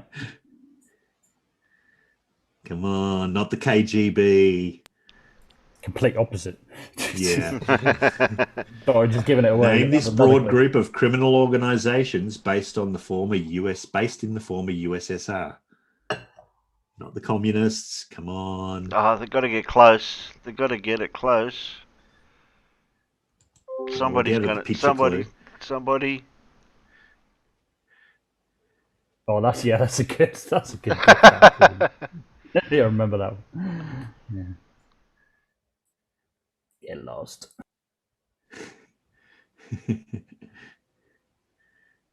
There we go.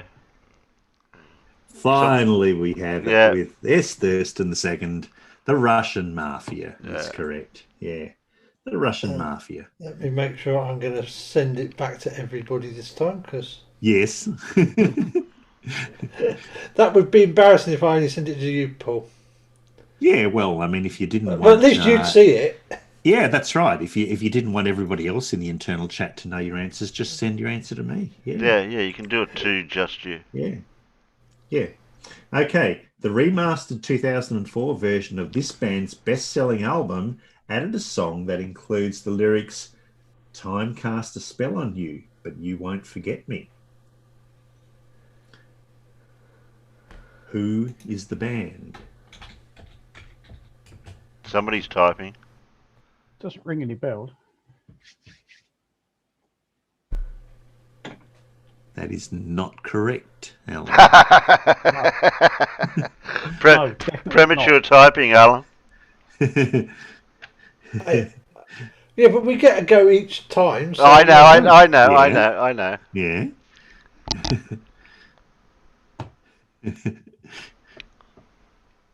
Come on, this one's got to go off. Yeah, the lyric part does ring a bell. Okay. A leg of lamb and a Kleenex box are among the percussion instruments this band used in a song recorded with the USC marching band. Oh, what's the bloody album called? Oh. Do you want the band or do you want the album?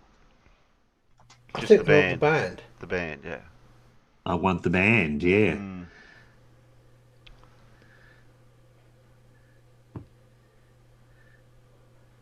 Okay. A song by this band says the title woman rings like a bell through the night and asks, would you stay if she promised you heaven? And none of the Peanuts are getting it right yet? Tell me it's that one. I'm not saying, because that would give you a clue, wouldn't it?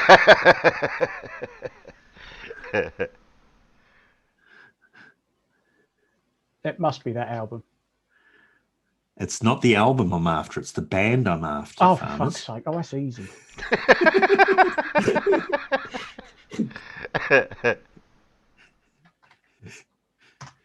Well, it has to be that one then, yeah. You are correct. You are correct. Oh, Farmer's Boy got there literally a M2M. second before me. I thought you wanted Yes, the that's album, not the right. group. The group's a piece And of we did get it with Yeah, John well, Rapp got it first too. It was Fleetwood Mac. That's correct. Farmer's Boy, you typed that in just literally like half a second before I did. Well, actually, I typed it in already, then realised I'd left an E out and it said Fleetwood Mac. You would have got it from this clue anyway. I mean, another of this band's songs opens with the line, "Listen to the wind blow," and claims, "I can still hear you saying you will never break." The title. Now, of that song's very appropriate considering what's happening here tomorrow. Christine McVie and Lindsay Buckingham's failing relationship influenced their 1977 album Rumours. Oh, yeah, they would have given it. Name this band whose songs Rhiannon and The Chain were recorded by Stevie Nicks. It was, of course, Fleetwood Mac. Yay. Never have a group of people made more money than airing their dirty laundry in public. Yeah. Wow. Half their songs are about the band shagging each other and being unfaithful, and those band members have to stand up there and sing those songs. Wow. And Matey Boy Drumming just sits there and just smiles and watches because he had nothing to do with any of it. I think John Rapp was the person out there that got it first. He was, yes. Yeah. Okay, question 6. Jonathan Zarecki linked this object and its owner to the good version of Eris, who he argues introduced manual labour to mankind. So it's an object that we're after. What is this object?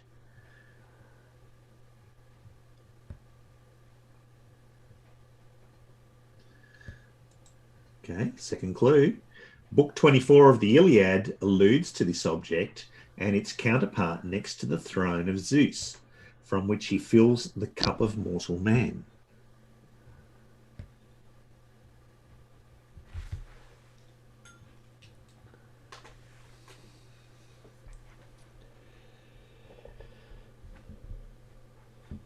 Well, I know Eris is a god, a mythical god. Mm-hmm. Yeah. The name of a goddess associated with this object, Elpis, is sometimes translated as the expectation of bad, despite changing connotations in other accounts. Not a shovel, no. Not a panzer, no.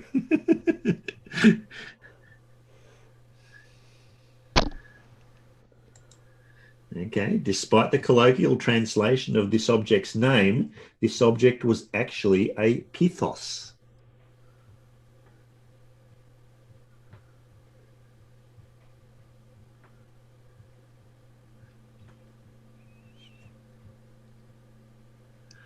No, you still don't know. In some accounts, this object was opened by its owner's husband, Epimetheus, releasing all of its contents except hope.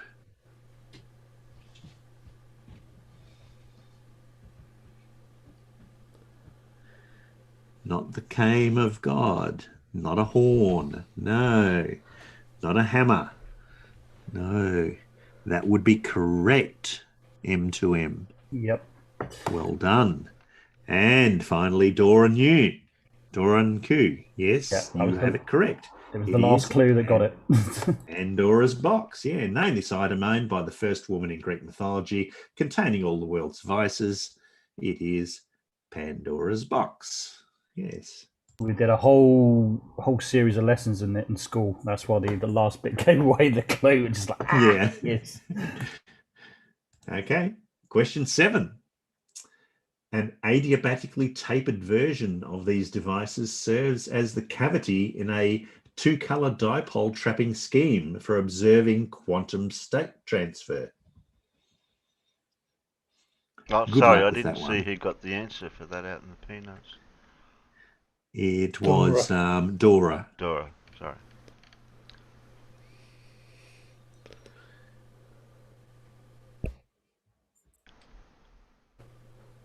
Okay, question 2. PLC and FBT are two types of passive quartz-based splitters used in tandem with these devices. What are these devices? It's not a kitchen mixer. No. It's not a transistor amp. No.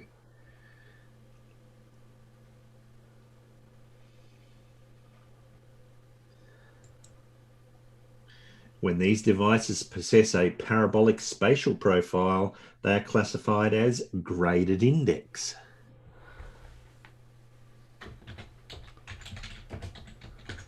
Oh, Alan's typing again. Yeah, you can always tell when Alan's typing. Yeah. You would be correct, Alan. Oh, well, that's no. I don't have a clue. I can't copy Alan now if you told him he's correct. That's why it would be better if Alan actually messaged me directly. Then Yeah. I would say Okay, he's correct and you wouldn't have a clue what he'd said. Yeah, exactly. Yeah. Okay, then I'll send it straight to you then. It's not shrubberies. Bring me a shrubbery.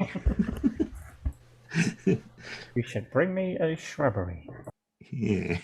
I'll ask you, Alan, when we finish, which part of the clues actually gave it away for you. That type of these devices is contrasted with their step index type, which possesses a discontinuous index of refraction between their core and cladding. Now that should have given it away. Yeah, that seems to be a bit of a... Not for me, it wouldn't. I wouldn't have got that Okay. at all, even with that. Not spectrometers, Peanuts, no.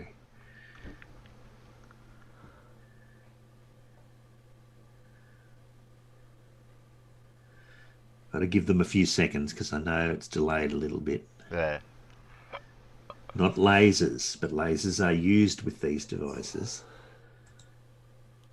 As the acceptance angle for these devices increases, so does their numerical aperture. And finally, we have Oris Stew with the correct answer. Fiber optic cables, yes. These devices make use of total internal reflection to confine light along their length.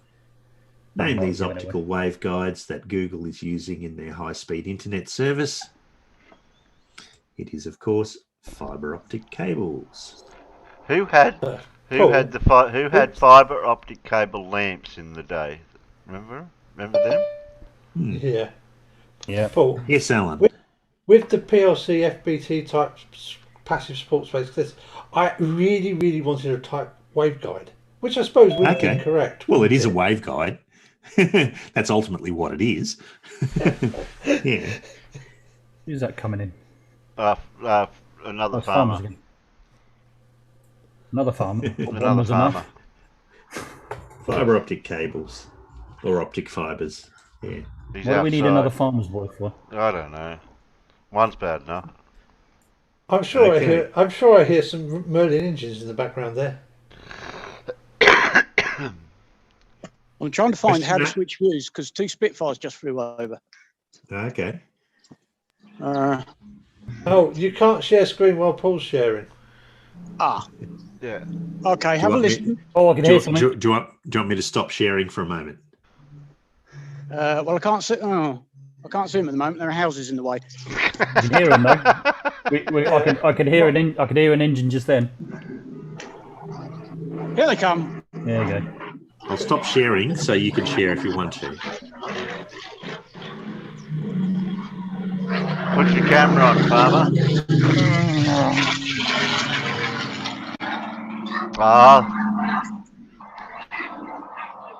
The camera's not working. No, I'm trying. Let me get in the shade. I can't see my bloody screen. It's so bright out here. It's a glorious Oh, yeah. day. Hello. Right, now we'll get you Other to go. camera, I think. Yeah, I'm trying to figure out how to change the cameras. Okay.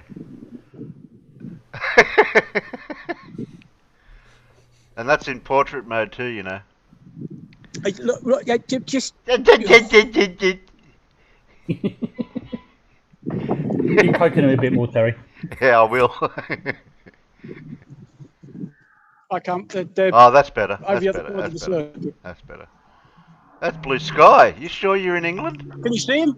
Yeah, I can see something. I can see something in the sky. Yeah, there you go. I can see it. Yeah. Yeah. No. Tell him to come over a bit closer.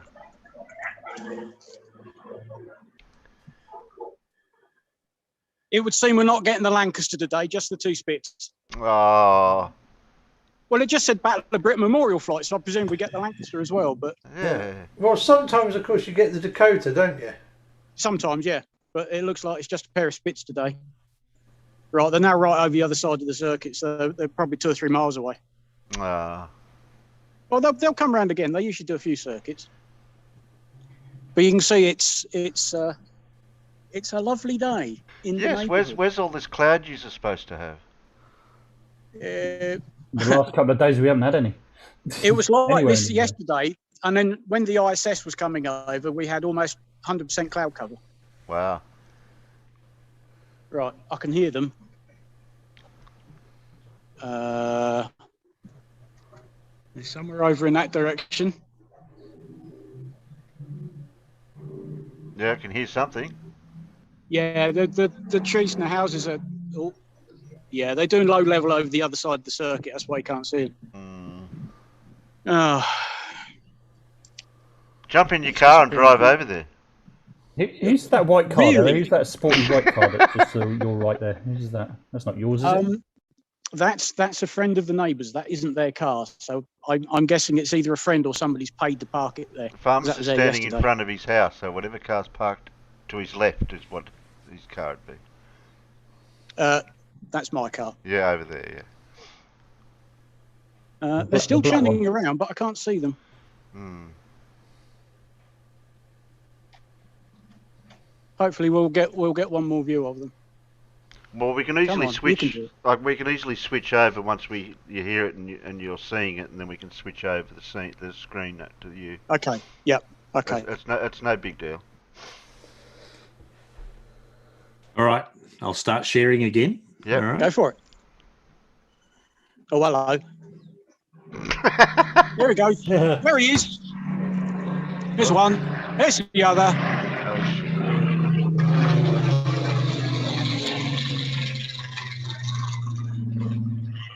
I missed it. Isn't that a lovely noise? Yes, it is.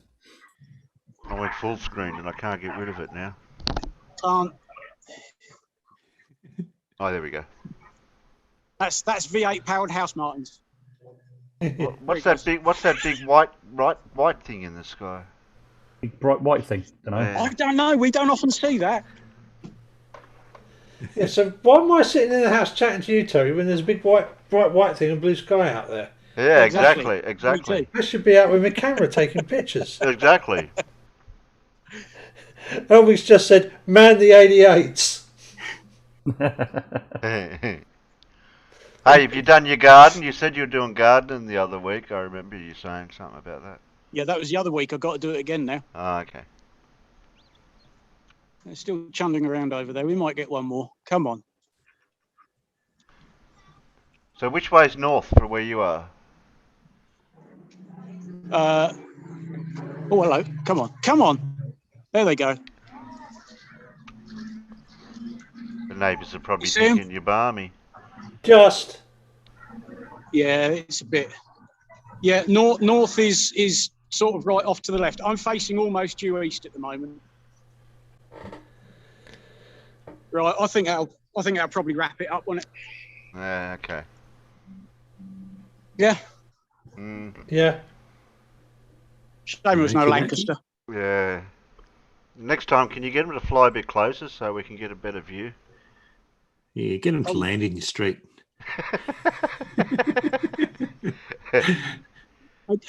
Really, I mean, look, yeah.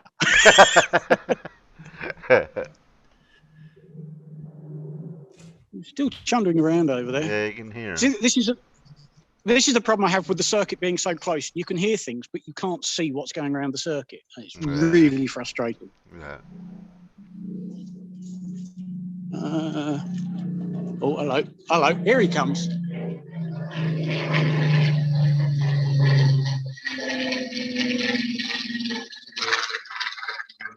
We got it. Cool. We just got it. I don't know where his wingman's gone. In fact, looks like he might even be going home. There's one. I don't see the other one. Going over for tea and medals. Yep. Yeah. I can't even hear the other one, let alone see him. I don't know where he's gone. Oh well, there you go. Oh, that was Show's interesting. over. Yeah, it was okay. Cool. You've done your best. It's okay. You've done your best. Thank you. I've got to turn the bloody thing off. Oh, it's because my phone's upside down. That's why I'm struggling.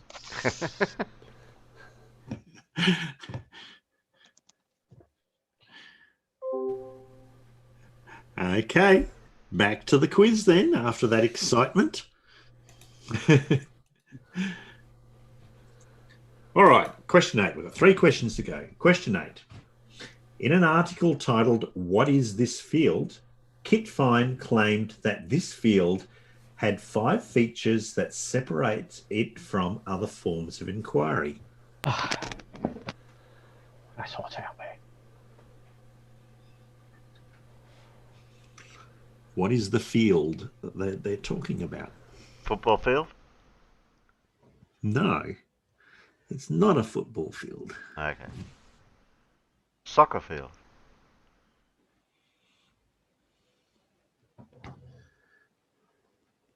Don't call it soccer.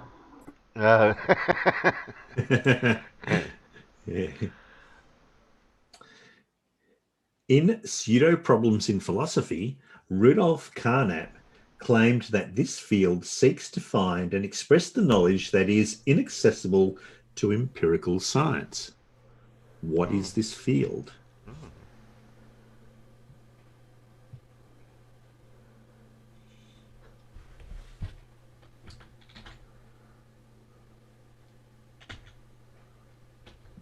I'm going to just random put something. There we go. You do that, Terry? Yeah, I'll go there. No, that's not quite right, Terry. But we do have a correct answer.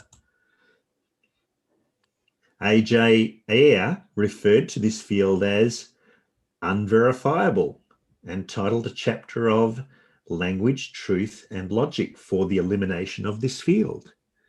What is it? Not the Elysium field? No. Not relative density equilibrium? No. Not pseudoscience? No. Yeah, that was the other one I was thinking of, pseudoscience.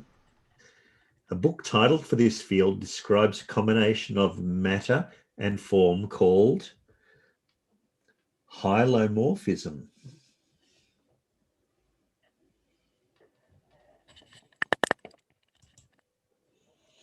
That book title for this field opens with the phrase, "All men by nature desire to know."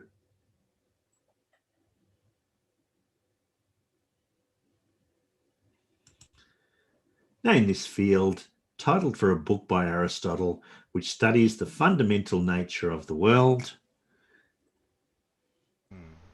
No one knows that. That would be the correct one. Alan? Yes. So it was Spooky Bed Hair who got it first with metaphysics. Yes, metaphysics is the field.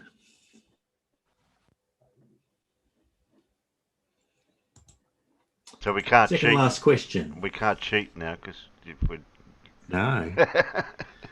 Yeah. Second last question, question 9.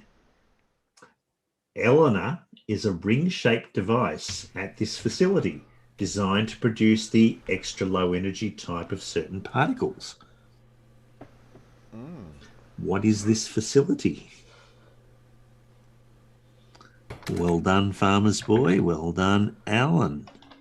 I would have never have guessed that. I can't type the full. I can't do the full name because it's not in English. That's No? right. It's Oh, not in okay. English, yeah. That particle is the heavier of two constituent molecules whose free fall acceleration researchers at this facility are measuring in the G-bar experiment. And you are correct, Dora. This one was an easy question I put in for you guys. All right, so it is correct. CERN is the correct thing. Another set of experiments conducted at this facility produced the first evidence of the W and Z bosons. Those were the UA1 and UA2 experiments. Experiments at this facility commonly make use of a device in which an iridium rod is targeted with beams of protons and antiprotons accelerated in a synchrotron. In 2012, researchers at this facility announced the discovery of the Higgs boson, named the facility near Geneva that houses the world's largest high-energy particle collider. It is, of course, CERN. Yeah. I would have known what it was, but I wouldn't have known the acronym. Yeah.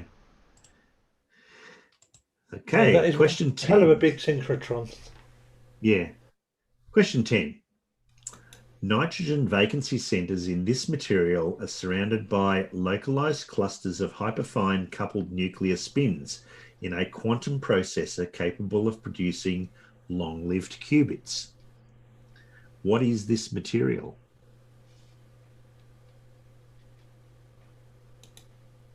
Riley's microwave for the last answer. Yeah. But it's CERN flat.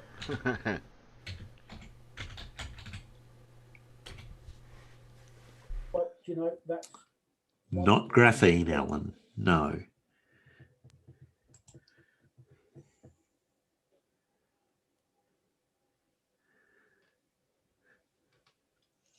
Hydrogen-terminated surfaces of this material exhibit p-type surface conductivity, making it a candidate for high charge carrier mobility FETs. It's not a fridge. No. Gone with the fridge again. that's either a very delayed answer.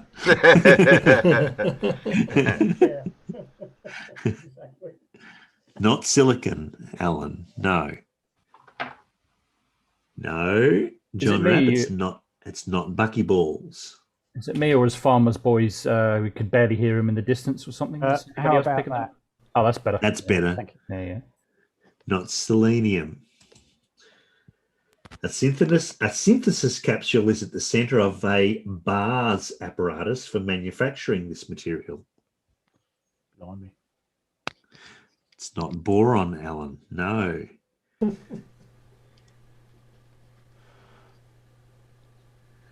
Not ceramics, Dave. No.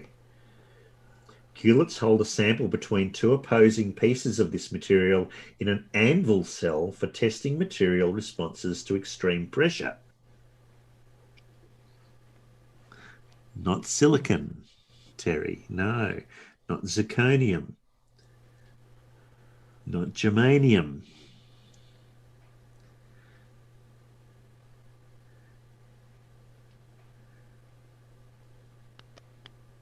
Come on, I'm waiting for the internal chat to get a correct answer.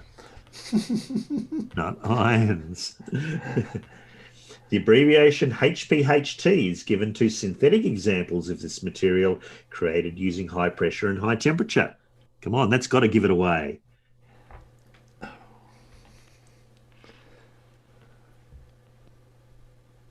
No, the heat's obviously slowing me down. I need a ventilated helmet. Yeah. Not Teflon, no. But we do have some correct answers out in the peanut gallery.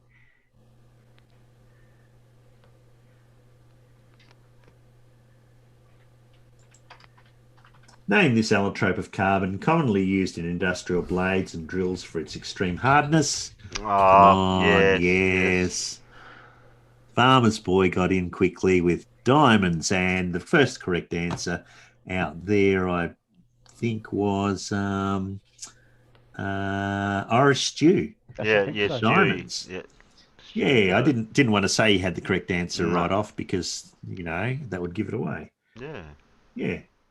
The correct answer was diamonds. Forever. Except if you burn them, they're not. No, diamonds are forever.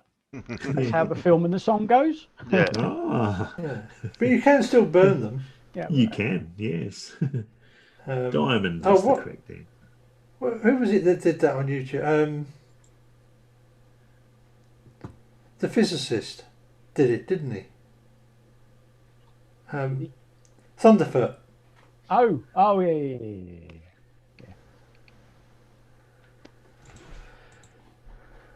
There you go. There's your quiz for today. Thank you very Oh, much. thanks, Paul. At least I got one right, I think. Yeah. And if anybody out there knows how to switch cameras in Zoom on an Android phone, I'd love to know. And sorry, I didn't mean to leave the cock one. I didn't mean to leave the cock womble up quite so long. So, wouldn't it be the phone's camera orientation, not Zoom? Yeah, but my camera is set to front facing. Not the main camera, not the one facing. Oh, me. you're talking about which camera to use. You want to use? When I got Zoom moment, I couldn't find any way of switching to the decent camera on the back of the phone, so I had to use the one on the front because I couldn't find any way of bloody switching it. I guess because Zoom expects you to be talking at the front. Into it. So I suppose so. Wouldn't that come under your video settings down the bottom of Zoom where you go? Yeah, for video? I've looked in there and I couldn't find any way of. Oh well, okay, that's a bit of homework for everyone to work that one out then. I'm press just the button. Surf says press the button. What button? Yeah. Exactly. Press the button. Yeah, press the button. Yeah. Yeah, I've got Zoom, the app on the phone. I just haven't signed all in for it. I thought I might need it. If I have to do it again, I might just do it through Discord. That's easier. And I can just share. I should be able to share it that way. I mean, you heard them, and I take it you could see them. Yeah. So, yeah, definitely. Yeah. That's why when the red arrows come over, I tend to get quite a good view of their display because they obviously tried to do things around the outside of the circuit, and around the outside of the circuit means going over my house. So you should probably like it if I was down here at the airport here where the museum is with the World War II planes and stuff that they have down there that they take out now and again. Well, we do get a lot of stuff like Spitfires because not too far away up the road, the other side of Northampton, there's an airfield and there's a company there that restore and renovate old aircraft. And what they invariably do is when they want to come up for a test flight, they tend to come over here. You get a lot of sort of corporate events and things going on, and they put requests in and basically say, if there's anybody in the area, can you come and give us a fly pass? And we get all sorts of stuff flying over here. Yeah. We get Spitfires and things all the time because they're coming out on test flights. Would that be the people at Sywell? That's it, Sywell. I couldn't think what the airfield was. Yeah, Sywell. Yeah. I mean, as the crow flies, it's a couple of minutes away, you know, if you're flying. Yeah.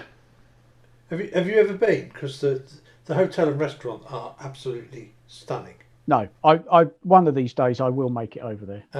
It's that 1920s architectural style that's popular. Yeah, I know the one you mean. They've used it as Croydon Airport a couple of times in the Poirot TV series. Oh yeah. Because the building there, it looks like it's got an aeroplane on top of it because it's got a fin and wings and stuff. Yeah. When I went to have a look and asked about taking some pictures, they gave us the code for the gate so we could go wander around on the apron. Oh, cool. Well, sorry, wander around in the hangar area, not quite out on the apron where the engines were running, but because also there's an airline base there called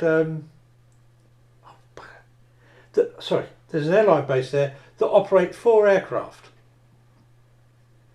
extra 300s. Clive says fully in aerobatic. Zoom, there's an icon on the phone screen. So next time you've got it open, Alright. check for an icon. It allows you to switch cameras. Okay. Have a look for that next time. What? Once I'm in a Zoom call, I presume. 'Cause Yeah, I'd there's- say it must be something on the screen as an icon. I don't know what you see once you get Zoom on a phone. I've got no idea.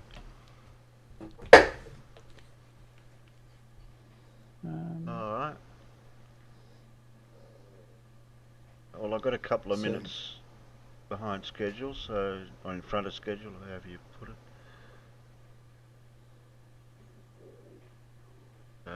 Oh yeah. Suppose it helps if I turn the Wi-Fi back on the phone, doesn't it?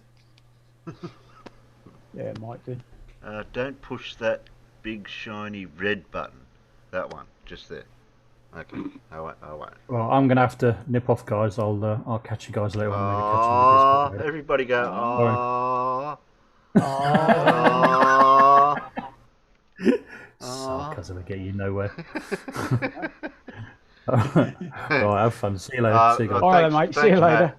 See you next time. Who was that masked man? That's special. Damn. I'm trying to sign in on my phone. Well, I forgot to mention it while he was here with you, because I've been talking to you individually, and I was trying to get at both of you at the same time, because one of you might not come Wednesdays or Saturday, and the other one could come Wednesday or Saturday, and it'd work out okay. Yeah. Well, I certainly can't do Wednesdays at the moment because I'm working Tuesdays and Wednesdays. Right. So. And well, this is Saturday, so this is why probably Matt can't do Saturdays. He's probably got something tied up. So he comes Wednesdays. But then again, somebody in the peanut gallery did mention, no, we can't have too many POMs on the panel, so... Oh. I don't know. I have to get a couple of more Aussies on. We've got me and Paul, and John's here, so that's 3 of us. Yeah. I don't see the problem. Yeah, I can't see what the problem is. These peanuts, I don't know. They don't know what they want. I don't think they know what they want. No, they don't know what they want. Now we'll play Blue's video and a couple of Wallies tonight, and we're not going to do any debates this time because that filled up too much time last time. Yeah. Oh, look, here we are. Matt's posting something out there. Farmers, strong in the arm, thick in the head. I don't know what that means. Charming. What's Alan doing? What are you coming in on your phone, Alan? Yeah, I was just trying to figure out how to make the phone work. Okay, but there's no airplanes flying over. Because the question got asked. There's no planes flying over, Alan.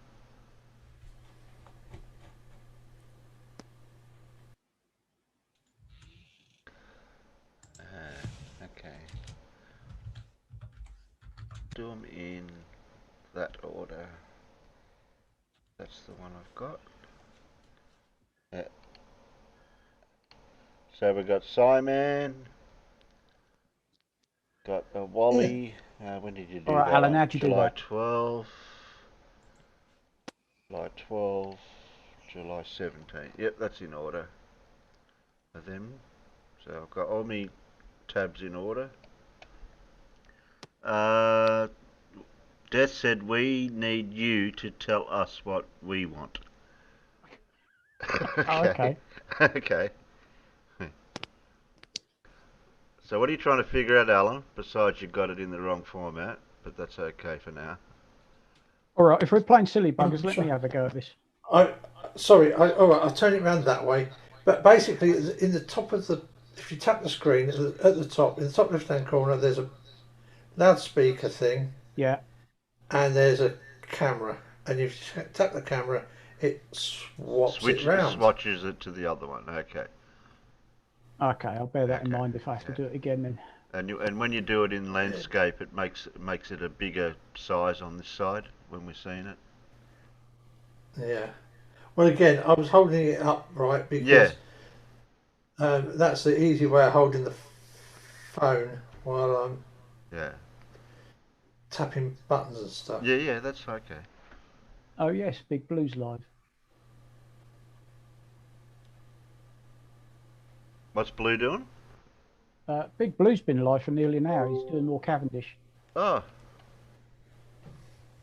I'll grab that. He's on and talking as we speak. Oh. Yeah.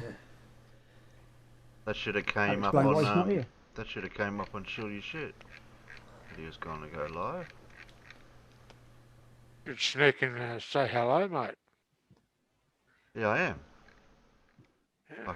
If I can find it and Chill Your Shit. No. Do I have to go to his channel to find it? Because it's not coming up. Unless it's in notification.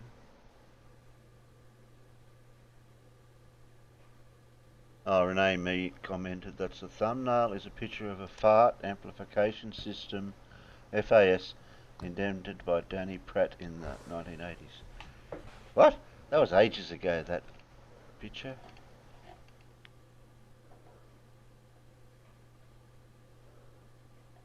Anyone got a blue connection? Because he's not coming up in notification.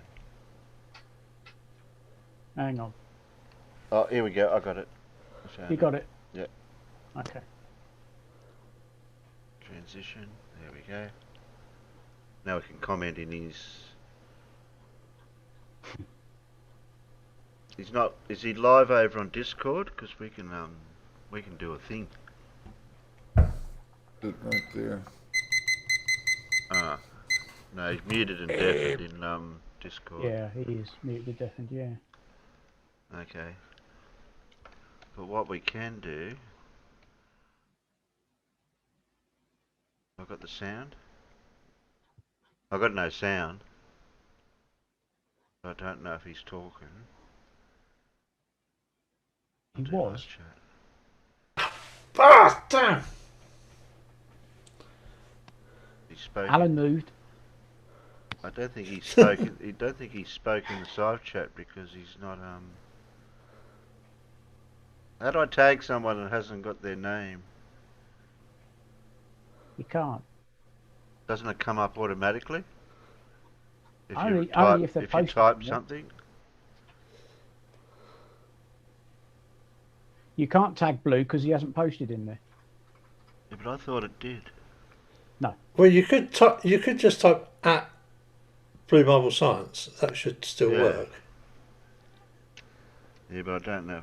I thought it'd just come up, pop up if you start typing stuff. Oh, yes, it does.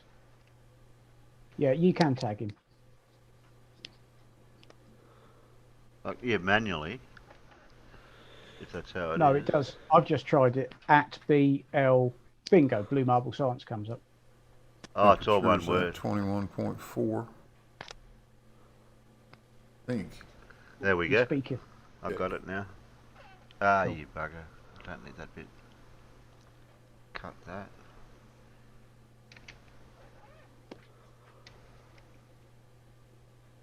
$21.5.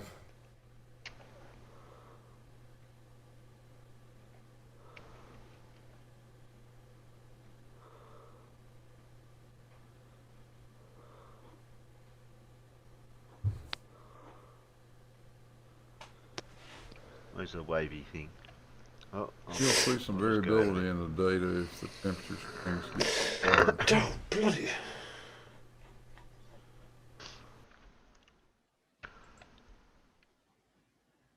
Looking Terry type. The horrors. Yeah, sorry, Tora. I'm not the fastest typer as I used to be. I used to be 40 words a minute. I think it was. I have no idea what my typing speed is.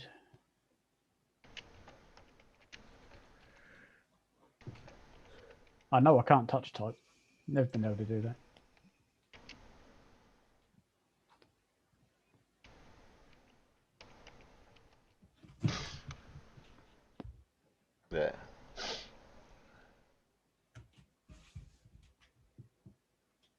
Yeah. Surf, Alan moved.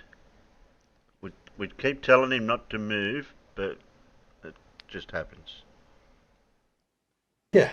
Well, you know, Unfortunately, I can't stay completely stationary the entire time. So he moves, and then he becomes Sweary Alan. Yeah. Hello, John. What's going on?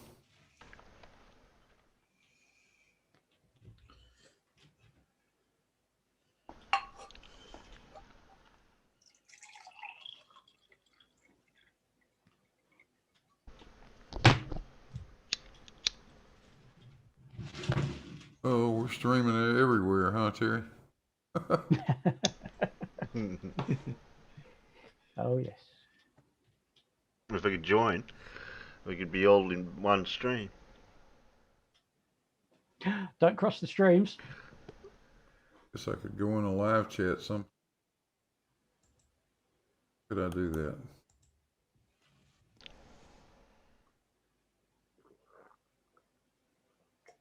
Could talk on his talking. Yeah, where are you? In blue. Oh, he was in there. He's in general chat before. He's jumped out of it. Oh, yeah, yes.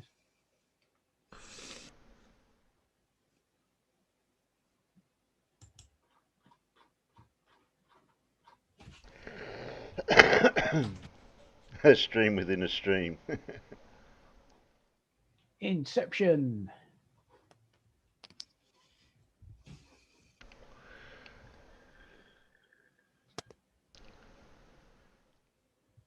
See if I can see your stream.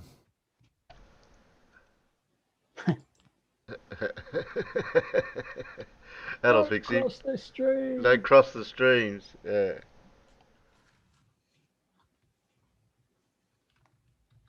Well, if Blue had his, if Blue was in in Discord, somehow he could talk on his live stream at the same time with people talking while we're watching the Cavendish. But I don't know if he should be in his Discord or mine.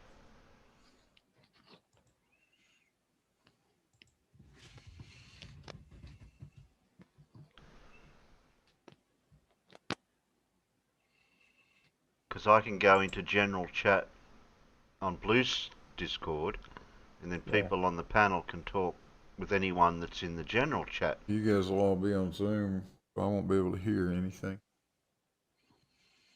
Guess I could turn the volume on. Yeah, well, you'll be able to hear us through the live stream. That's about all. Oh, God, yeah, but then they'll be... Oh, no, that won't work. Oh, yeah. No, he'd have to go into his general chat in Discord. And then he can hear us. It's probably better just to leave him to it, isn't it? Yeah, well, these live streams of the Cavendish go for hours. Yeah.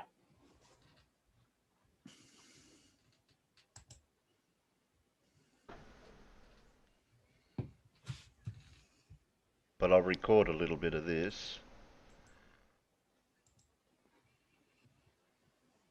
Can I fast forward it?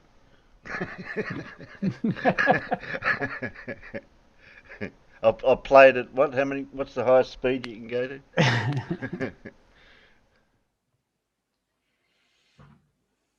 Oh, blimey!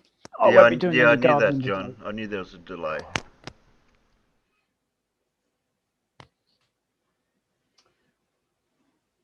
What's the peanut saying over there? Eric's saying I don't have Zoom. Oh, you're naked over there, Farmer. Yeah, I don't know why. Yeah, I don't know why either. Oh, well. John's over there. Surf's over there. John Stock went over there.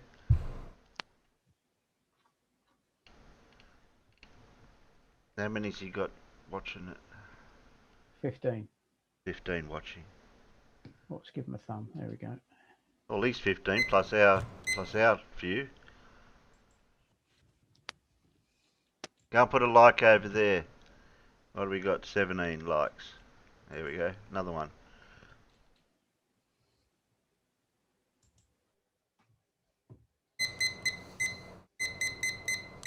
That's a microwave. There we go. Who's amplified the ping machine? So let's see. I don't know how we could Go into your how general we can chat. hook this all together. Yeah, you go into your general chat, in your voice in general chat, and we can link the voice. You don't have to join Zoom.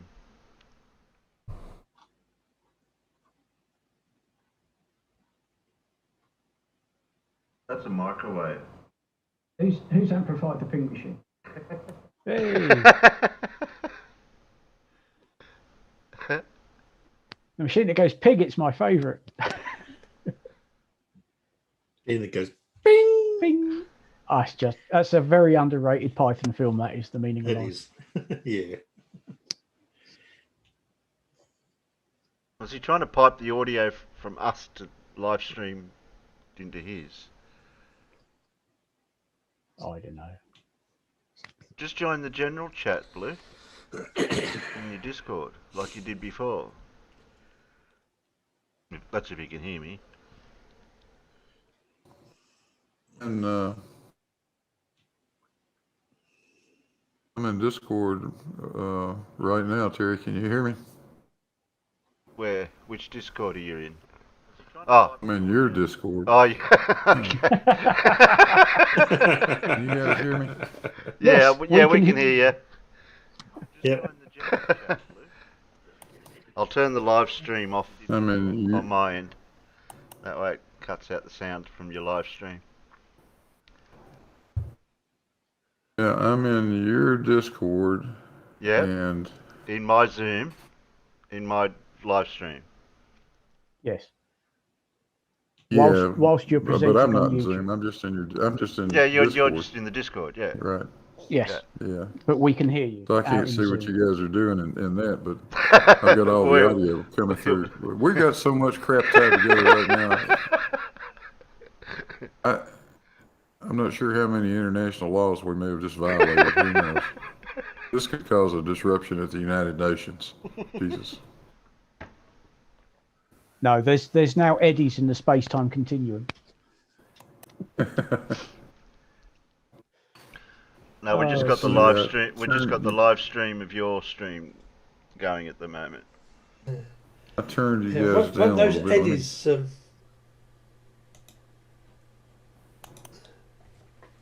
Let me see.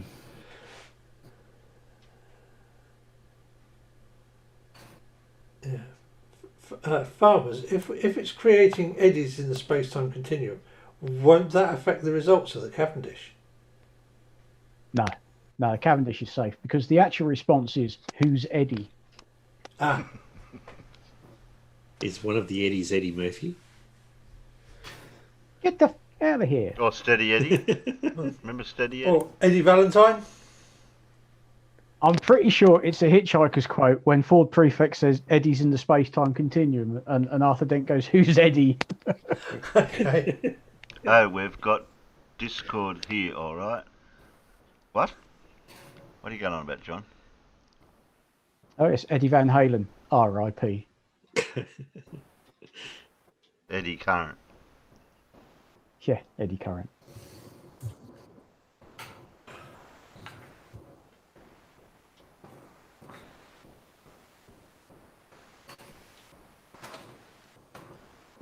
And Arthur Dent goes, "Who's Eddie?" He's piping the sound through to his live stream. That's confusing.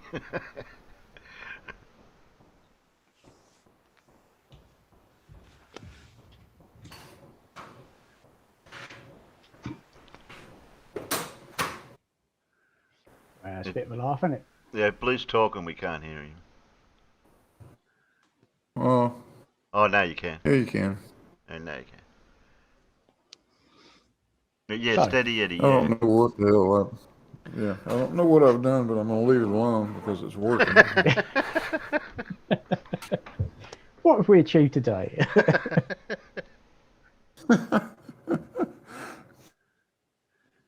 No, I didn't realise you were live streaming, Blue. Somebody pointed it out. One of the Peanuts pointed it out, and I went and had a look. Oh yeah, look, yeah, Blue's been streaming for about an hour. Yeah. I'm just trying to get some more measurements. Yeah. This is a good time of the day. The temperature out here in the shop is more stable this time of the morning.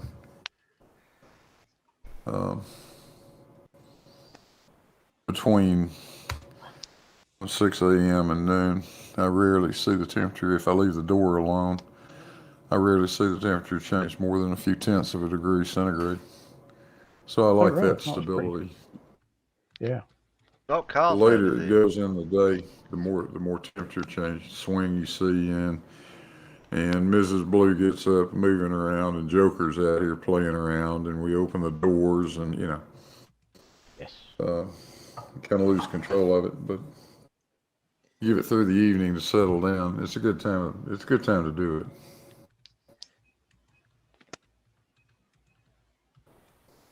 There's Carl. Carl's lurking over on your live stream, Blue.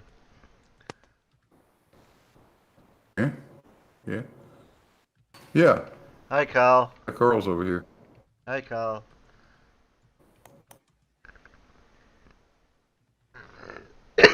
I'm just going down. I'm just lurking through your peanuts to see who's. Oh, Alan's over there. And John. And Demon Orb.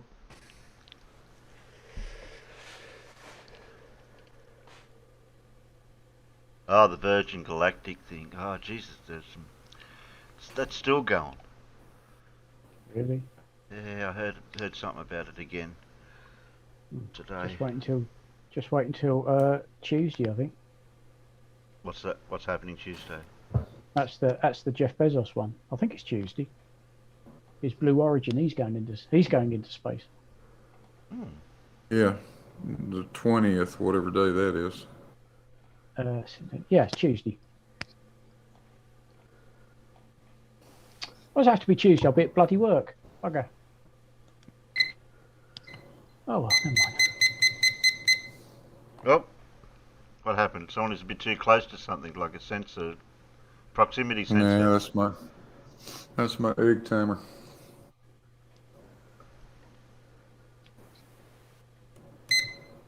Up. Oh, just saying, Carl, you're a traitor.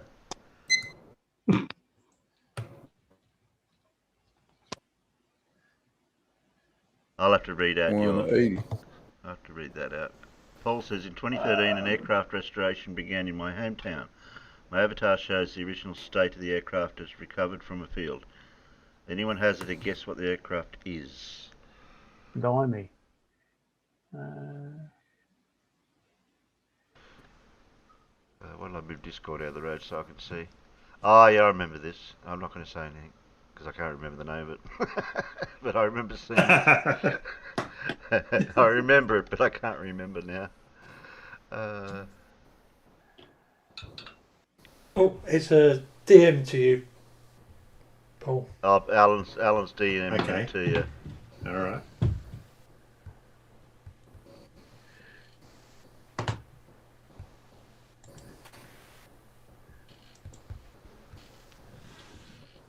Well, we might play our few videos and then come back to That this is later. correct, Alan. He got it right first go. Good. Oh. Yeah, well, if it had been wrong, I would have after that gone for an. Stewie gave it a guess.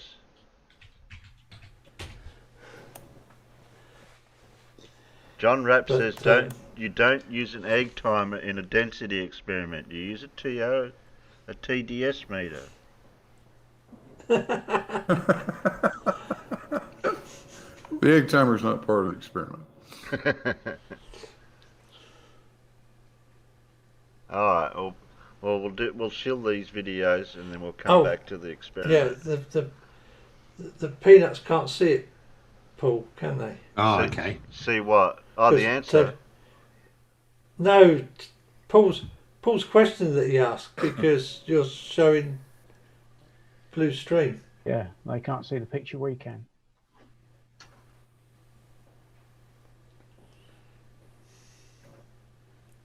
They can see the live chat.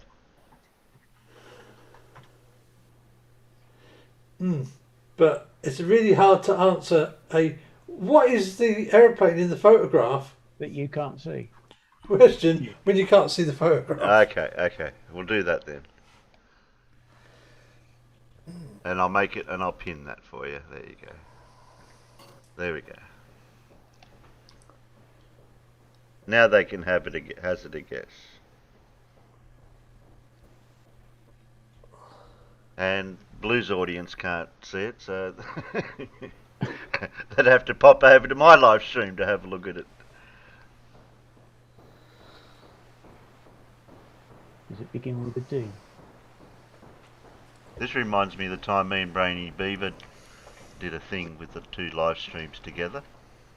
Nearly got it working. We just had a couple of sound. We couldn't quite match the sounds properly. Because I don't know what sound Brainy was using for his sound settings.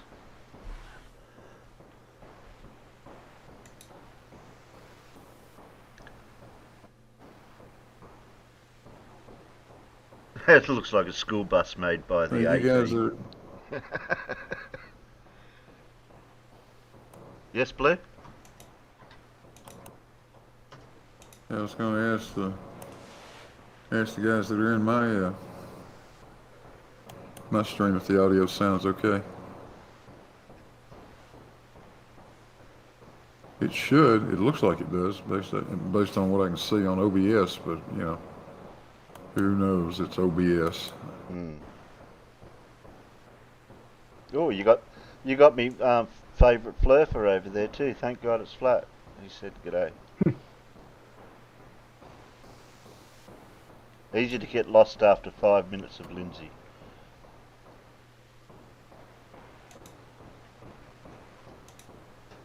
Just wait for the chat to catch up over there.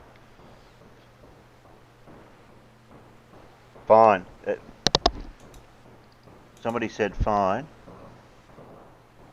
Sounds okay. You're lower here than on Terry's, but still good.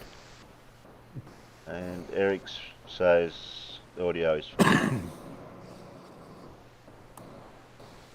There you Well, somehow or the other, quite by accident, I managed to push the right number of buttons to make it work. Which can only mean that I've made an even number of mistakes. Yes. It's no problem making mistakes, just make an even number. Don't make an odd number of mistakes. That's bad. Bad things. Bad things happen. Oh, I hadn't heard that. Apparently they fixed the Hubble. Again? Yes. Oh, they must have turned it off and turned it on again. Yeah. Need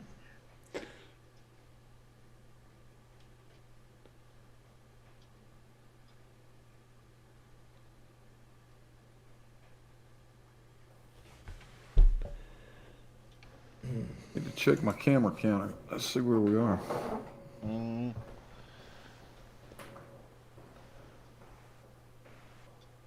Right, well, I was at some point today after all this, I was going to go and do some gardening, but it's now 27 degrees, climbing to 28, and that's far too hot to do in the garden. Well, we're going to Still play. not a cloud in the sky. Well, we're just about to play some videos on my end. So we can come back to blues after. Yeah. Yeah, I'll just share blues again. I can't.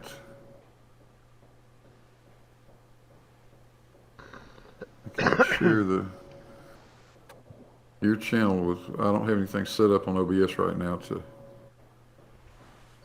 bring your channel in. So that's okay. While you guys do that,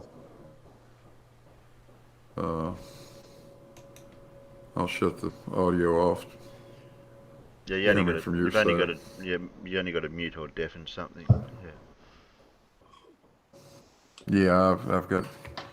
You're the only thing coming through desktop audio okay. on OBS over here, so I'll just mute that and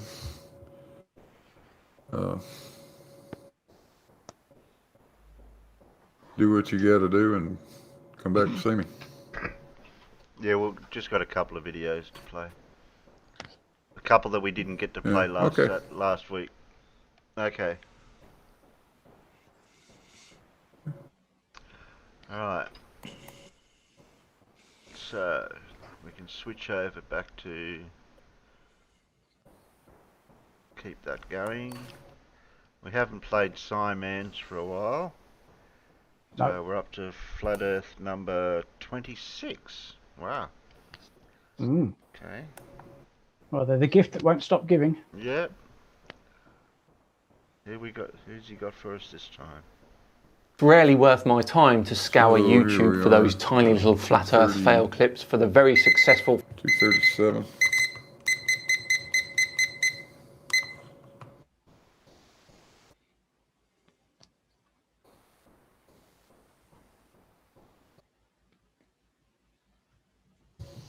At 10:10.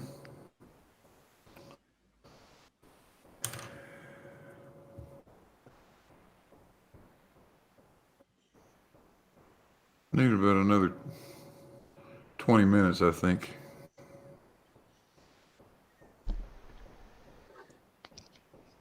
More What's or happened less. to Terry?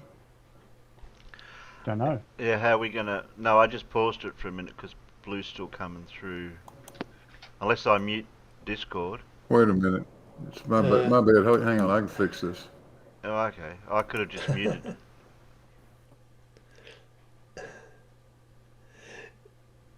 I was just trying to work out how I could do this. Okay, so that should be right. So I've got no sound coming through there. Because I could have just muted myself in Discord. That would have solved that problem.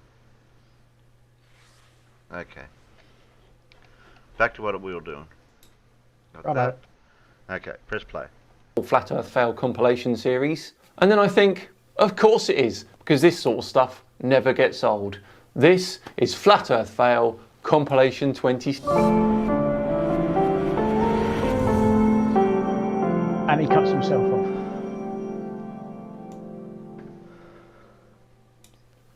Hello all and welcome along to another episode of Flat Earth Friday with me, Simon Dan. Thank you very much for joining me. Before we begin today, a quick thank you to the sponsors of today's video, Surfshark VPN. Surfshark is a VPN service which makes online privacy protection easy and to your IP trackers. Many devices, about 6 to 8 hours a day, you have to in the job I'm doing, and that's why we should care about our online data. Have you ever seen an ad or banner whilst browsing social media which brings to mind the fact that you think someone's listening in to your conversations? This is how your online data is being used against you, and you can use Surfshark to be more resistant to this kind of online targeted advertising. Click on the link in the description or go to surfshark.deals/SimonDan and use my code SimonDan to get a whopping 83% off and 3 months extra free. Right, back to today's video and the Flat Earth Fail compilation, which you'll be extremely pleased to hear is a DITRH David Weiss special with forward from Level Earth Observer. Yes, our old friend David Weiss from DITRH has been pumping out even more nonsense recently, so I thought, why not make this Flat Earth Fail compilation all about him? But before that, a short one from our old friend Level Earth Observer. Away you go, buddy. The 3 fundamentals. 1. You can't have gas pressure without containment. Scientific fact. Pointing that out while zooming in on a gas canister isn't proving your point, because a gas canister, we're talking about gas pressure, and the atmosphere, we're talking about atmospheric pressure. 2 very different things. 2. Large standing bodies of water do not have the ability to display convexity upon its surface. Fact. Not when you're standing right next to it and it's as small as the one you're standing next to. Gigantic pendulums do not have the ability to be dead still and plumb on a non-windy day on a rotating, wobbling, oscillating cannonball that's doing ridiculous speeds in all different directions. Yes, they do, because physics says so. The 3 fundamentals that prove scientifically the globe is impossible. Not an opinion, a scientific fact. One that is confirmed daily by globe representatives by their non-citation of anything demonstrable that backs the claims. Misunderstanding a buttload of physics and then Dunning-Krugering the hell out of them doesn't mean that's proof for the Earth not being a globe. You gotta love it. Just happened to be walking along, bud. I just couldn't resist. Couldn't resist it. What, so sticking some research flat earth stickers on the door of a Masonic lodge is a win, is it? Strange. Right, on to the main event. We have 3 DITRH videos fresh from his channel, ready to go. Let's do this.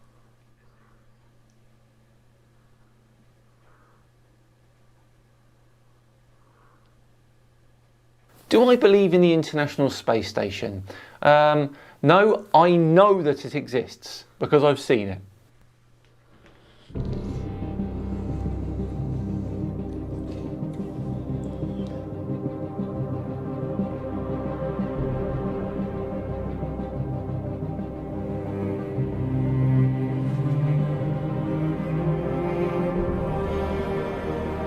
Shame Leo doesn't understand what the Mach number actually means, isn't it? Oh, this is David Price. Sorry. No, we know that it is. Showing a speed on the surface of the Earth compared to the speed of something in orbit around the Earth is just nonsensical. No point. 2 very different places.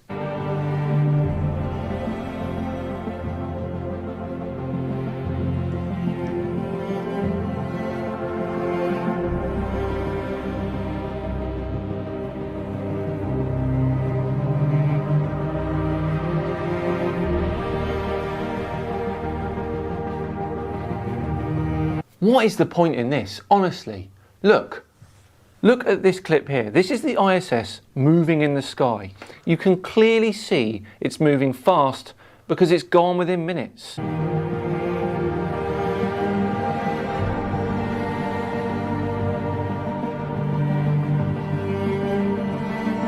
No, it's not. So? Not 90 times the speed of sound.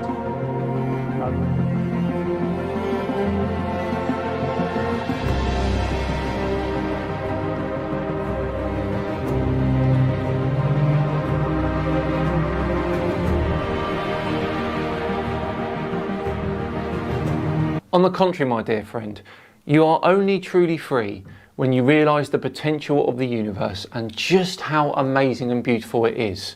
Then you'll taste true freedom.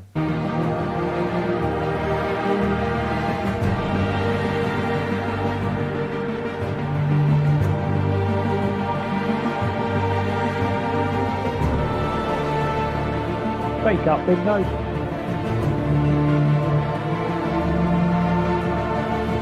And he finishes with a plug of his shoddy app.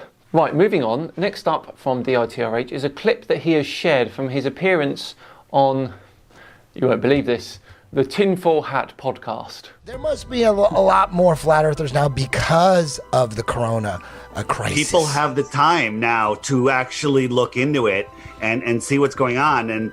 And we're pumping out a lot of good information. Like here's the best flat earth proof right behind me. This is what you have to believe in if you believe in the ball. You have to believe that you're spinning faster than the speed of sound, that you're orbiting 66,000 miles an hour, which you can't even fathom that speed, while you're chasing the sun at 500,000 miles an hour, while the whole system is moving sideways at 1.2 miles an hour. Right? That's not flat earth proof. Yeah. That's incredibly bad information that's not correct. At best, it is an attempt to disprove the globe. It is not flat earth proof. And all of this is happening, okay? And how it started to happen is ridiculous. But while all of that is happening, this happens. Okay? Oh, dude, you got some great images. I love it. He came prepared. This is the Earth. This is, water at large bodies of water at rest lay flat. If I stamped my foot on the ground, it would send ripples across that thing. We're spinning faster than sound, curving and turning.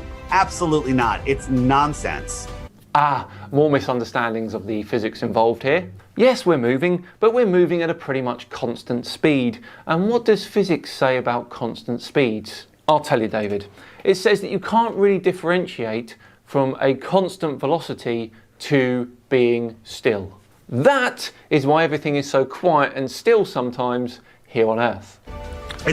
It's once you can see it, once you understand what the globe model is, the best way to become a flat earther or a true earther is by trying to understand what the ball model is. I mean, then the ball model starts with the Big Bang. Once there was nothing, it exploded, became everything. That coalesced, created a planet, also created a sun, and then lightning struck and created an amoeba that had sex with another amoeba, made a fish that grew legs, that climbed out of the water, found another mutant fish, had sex, had a monkey, and that monkey had a retarded baby. It's a human. I mean, you have to believe. Ah, so you don't understand evolution, cosmology, or chemistry either. All of that and all of those crazy friggin' motions are going on, and that's where you live.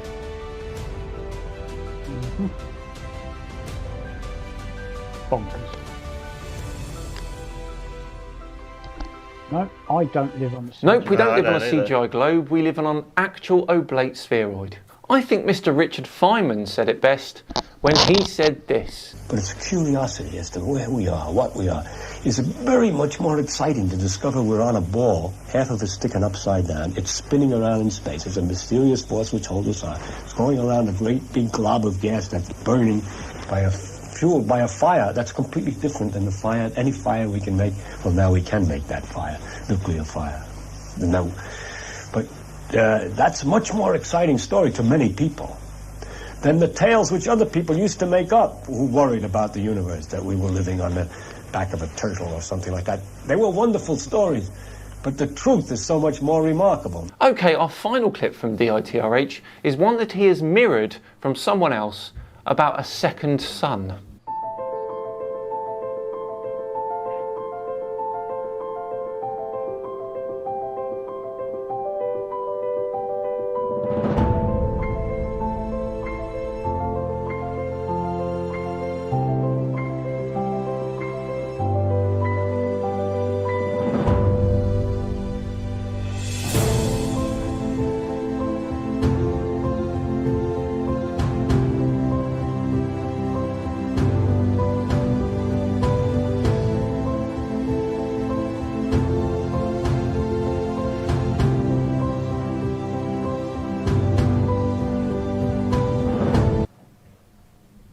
I got no idea what he was trying to show for that.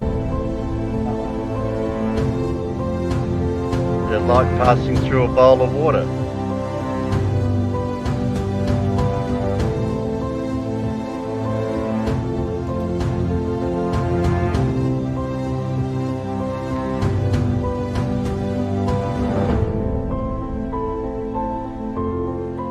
So what are you saying here? That because you can make two light sources from a single light source using a bowl of water, that the Earth is a bowl of water? Interesting. Yeah, same with me, Glenn. I couldn't figure that one out. Oh wow. So because you've got a photo of the sun with a lens flare on it, that means that there's two suns. I don't even know where to go with this one. I genuinely don't. What a mahoosive fail that was. Well, there we go, a DITRH Flat Earth Fail compilation special, and what a special it was. I don't think there's anyone as stubborn with such a small amount of science or physics knowledge than David Weiss. The combination of the two makes him very dangerous, and quite frankly puts him at the very top of the Dunning-Kruger tree. Thank you all very much for watching today. If you enjoyed it, then please do like the video and subscribe as well to see more. Just enough time to once again thank Surfshark for sponsoring today. Remember, visit surfshark.deals/SimonDan and use my code SimonDan to get 83% off and 3 months extra free. I've been Simon Dan, have yourselves a great weekend, and I'll see you all on Tuesday for more tinfoil fun. See you then.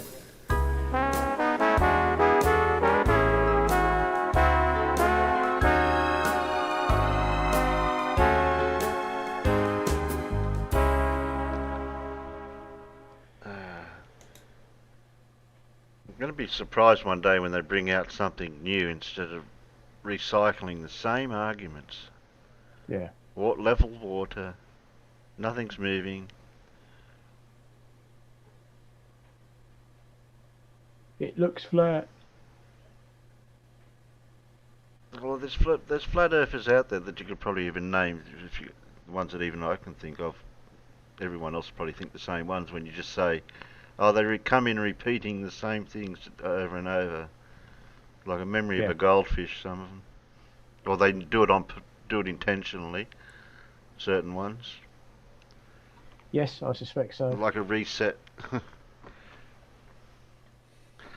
Even I'm getting to, from what I've learnt over the last year or two doing it, things have got to a certain point and they're just getting repeated. Yeah.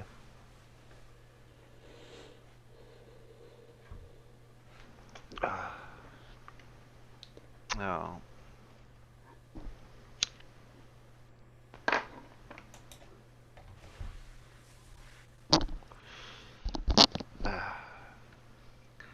Oh, we'll go back to...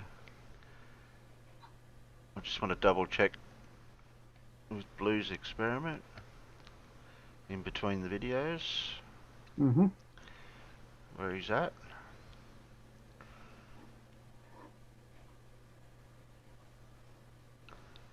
So when did he start this? I got no information about when he started. He started an hour ago, or an hour and a bit more now. Hang on, let me refresh. Yeah, I'm trying to work it out if we can. 97 minutes ago. So just over an hour and a half. Yeah, I got here hour 37. Yeah.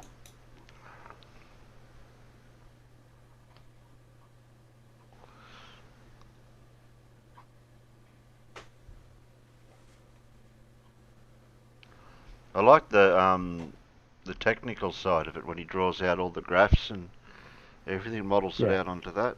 That looks cool, that, when he did that. And we're going to see if this compares, how close this compares to his last ones, which will be interesting. Mm.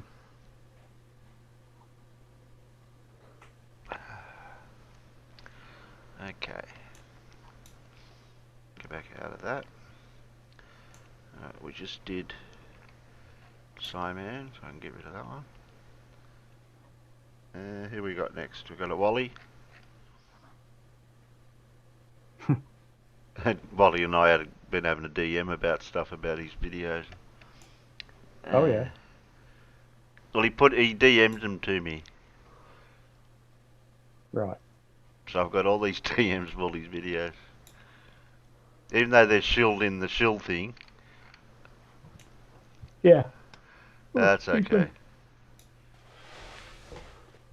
Alright, what have we got here? Oh, we've got a naked person.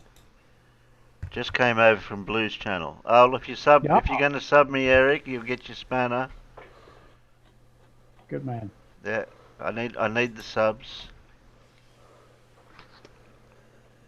I've got to get on the good side of 500 to do a 500 special. I don't know where I'm at the moment. 502 according to me. Oh, have I gone down? Wow, I've gone from 4 down to 2. Oh, if Eric can indulge in a sub, that'd help.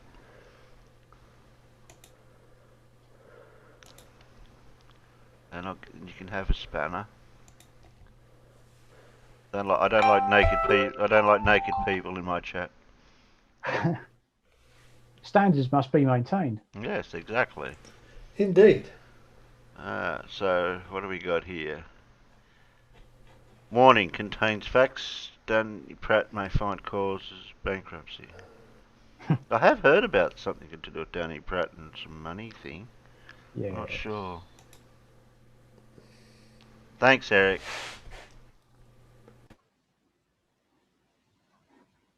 What? What are you saying to John to wake? What? W-A-H-Z. I think it's supposed to be what's up.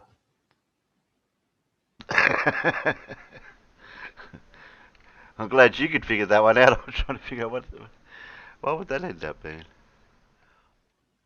Okay.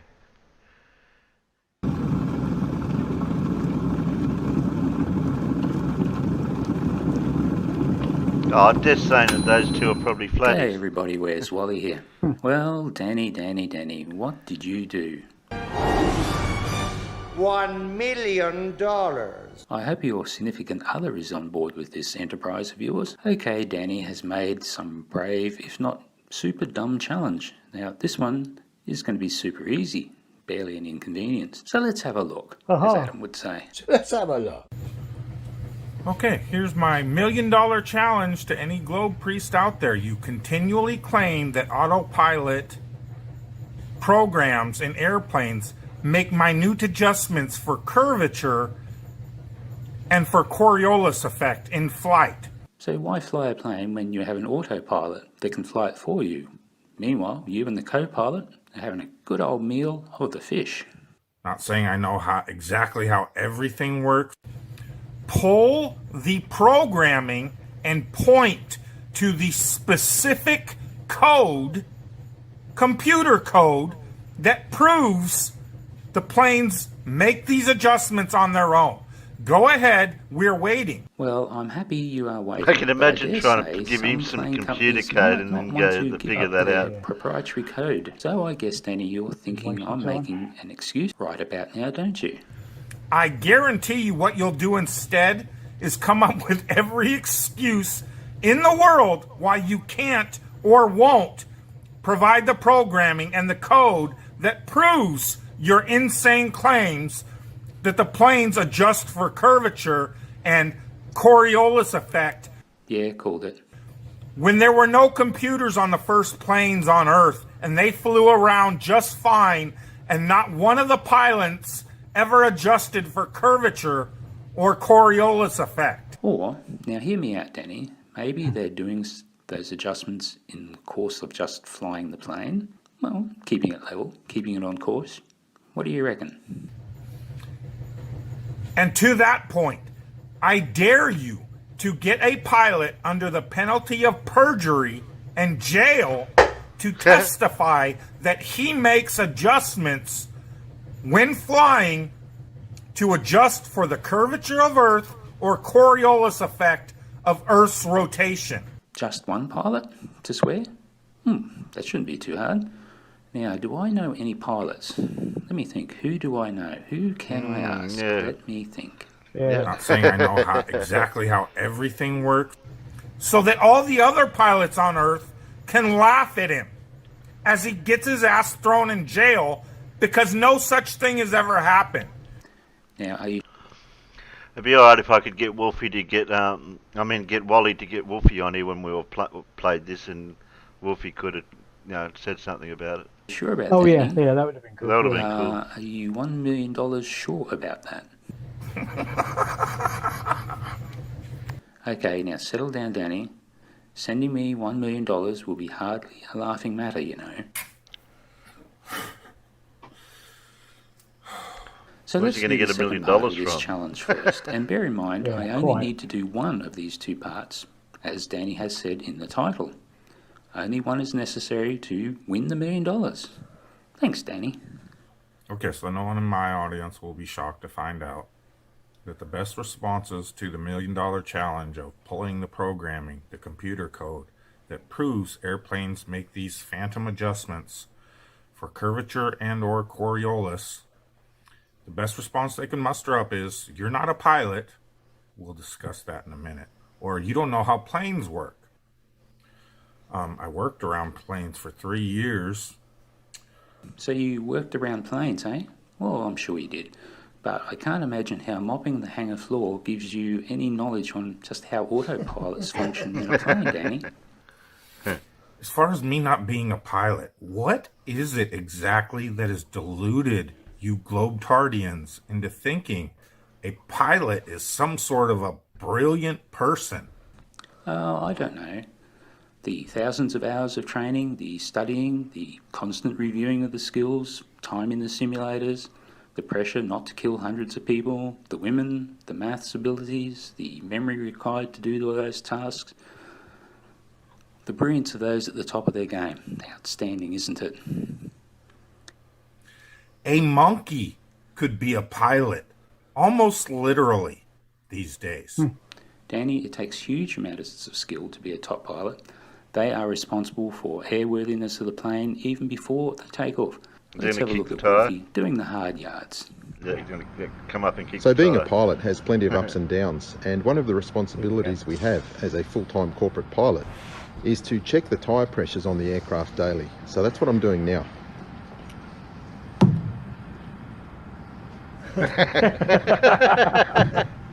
Yeah. Now, being a true professional, I check all the tyres. You never cut corners, because that can affect the safety of the operation.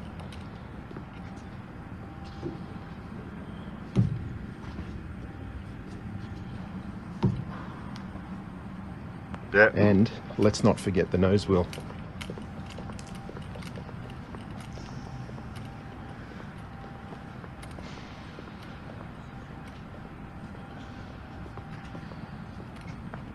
There are only Whittle tyres at the front.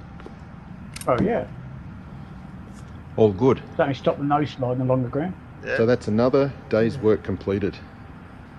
It takes it out of you, I tell you. I really wish I was part-time sometimes. Pilots like Wolfie 6020 are nothing but overpaid. Okay, I can agree with you on that point. I mean, he got 5-figure bonus for just sitting in quarantine for 14 days, doing absolutely nothing but smashing flat earthers. Not saying I know exactly how everything works. Glorified babysitters that are there only to react if the computers fail. So now you're actually admitting that pilots can actually fly the plane and are needed to do so when everything goes tits up. So it seems like you're going to need a really good pilot there, aren't you? I mean, the autopilot has just bailed and run away. Things got too tough for it, didn't it? Now you need a pilot who's going to pick up the pieces and save the day. Not saying I know exactly how everything works. The very computers that must contain code telling the plane to make these phantom adjustments for either curvature or Coriolis that don't exist, but dogmatic, religious zealot preachers, just like Wolfie 6020, the glorified babysitter. Well, there seems to be a whole lot of Wolfie hate going on since that first video. What happened? Did the Yellow Earth Observer, have a word with you, Danny? Many pilots are at least smart enough to have come to the realization they don't fly around a whirling, twirling, vacuum-encased space rock. Many? Really? Please ask them to have a chat with Wolfie. He never seems to be able to find them. They never seem to want to stick around. Ask Taboo Conspiracy about the day that FE Viper 16 pilot talked to Wolfie and then he took off at a great rate of knots after only just 2 questions. Not saying I know exactly how everything works, and you know as well as I do. You will not actually contact the programmers to get the code that proves adjustments are made by planes for Coriolis or curvature, because you know they don't exist. Mr. Globe, superhero. Wow, them's fighting words, Danny. Okay, so here we go. Part 2. The swearing. Let's do it.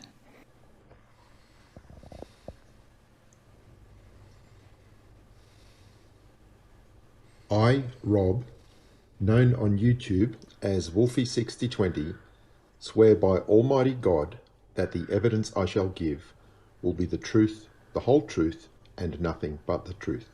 So help me God. With my hand now on the Bible, in recognition of NASA and all good and decent men on this earth, I swear that my aircraft, when on autopilot, is constantly making adjustments to maintain a desired pressure level, and by doing so, it is accurately following the curvature of the Earth at the rate of 1 degree of curve per 60 nautical miles. I further swear that during flight, the aircraft is also constantly making lateral corrections to maintain a precise ground track. These lateral corrections adjust for wind, aircraft aerodynamic imbalances, and the Coriolis effect. So help me God. Okay, that was very well done. It's like he's done this swearing thing 1,000 times before. Oh, yes, mate, that's right. You're an ex-copper, ex-air crash investigator, etc., etc. You literally have done this 1,000 times before. Any other pilots care to swear to scare Danny with no hair? Do it just like Wolfie did. Leave the link and we'll pin it for Danny to see. Not saying I know exactly how everything works. Okay, well, we've already completed the challenge by having a pilot swear to the facts of adjustments are made for curvature and Coriolis during flight, and that was all they needed to do for $1 million. Not saying I know exactly how everything works. But what about that code thing Danny has been banging on about? Actually contact the programmers to get the code that proves adjustments are made by planes. Well, my subs, they know me well enough by now to know that Wally's up to something here. Too right. I decided just to Google it, and guess what, Danny? I found it. And here is the code that works to compensate for curvature and Coriolis in a plane. Okay, fair enough. As of the 11th of July, I don't actually have the code. I might get something that does it, but as I said before, it might be hard to get, as those control loops don't actually need to calculate for Coriolis or adjust for curvature. That's by the by. I mean, as a programmer, I know that written code is not really going to prove much, and Danny would not understand it, and he'll simply shift the goalpost and say, show it working, while he laughs like an idiot. Okay, this is what I can do. Danny, jets like Wolfies, they have a debug mode on the display that shows the data the autopilot and using to adjust the control surfaces to achieve one thing, to follow the track laterally and to follow the altitude vertically. That's all it needs to do. Now, if you were able to do any globe maths at all, you would realise that to fly around the globe means following a great circle line, or a track that is the shortest path between 2 points. And it's safe to say that the code in the autopilot computers likely won't be mentioning Coriolis or curvature anyway, because it's just doing two things: maintaining the desired altitude vertically and maintaining the desired track laterally or horizontally. Not saying I know exactly how everything works. If there is any difference from the desired to the actual position, then the autopilot simply makes the adjustment to make the actual equal the desired. It's really basic control loop stuff, Danny. A plane like this, it's flying like it's between two rails vertically and two rails horizontally. It won't stray far. Okay, now for the money shot, as they say in the banking industry. I said banking industry. This is actual footage, by the way. Sorry about that, Danny. I feel your guts are squirming right about now, so you better sit down. You might faint when you understand what is about to be shown to you and the whole world. So here is the flight test data screen from WolfJet 1. First, the two values in the yellow circle are the positions of the two control surfaces. One does up and down, and one does left and right stuff. The two values in the red circle are what the plane is currently doing, the pitch and the roll, and that is measured by various sensors. Not saying I know exactly how everything works. Up in the top left, you'll see the current altitude that is measured. Now, if we watch, we see the two control surfaces adjusting under the control of the autopilot. Now, Wolfie has had the fish about an hour ago, so he's off napping. I hope he's napping right about now. The ailerons adjust the roll, and that will turn the plane slightly left or right. The elevators on the tailplane, they control the pitch or the nose up and down. So roll VT and let's have a look. Oh, look, the elevator decreased the angle slightly and the nose of the plane dipped slightly. Watch the altitude on the far left go from 44,940 and it starts creeping up to 44,950 and the elevators decrease from 1.2 to 1.1. Altitude goes back to 49,440 and the elevators return to 1.2 again. I wonder why they did that. Wind shear and earth curve are the two correct answers here, Danny. Similarly, if you watch the ailerons, you'll see them rolling the plane ever so lightly, and a roll makes the plane fly ever so slightly, not straight. So I wonder why it's doing that regularly too, Danny. Any ideas? Well, crosswind and Coriolis are the two answers here, BT dubs. So there you have it, Danny. Challenge met in every way. Pilot swears, autopilot showing functioning and working correctly, autopilot shown actually making those corrections that you falsely claim do not happen. And I showed you the code that does it too. Finally, while Danny goes off and tells his wife and kids he might have to sell the house to #PayWally, $1 million. let's watch as Wolfjet 2 lands. Now this is from the belly cam and it's in 2K glorious resolution. And it's a nice descent and landing with the nose up attitude as well, the whole way down. Just saying. Remember, if any other Globe pilots want to swear for Danny, make a quick video and I'll put the link in the description as well. So pop over to Danny's challenge video, the link is in the description as always, and tell him Where's Wally has met his challenge in every way and it's now time to #pay Where's Wally.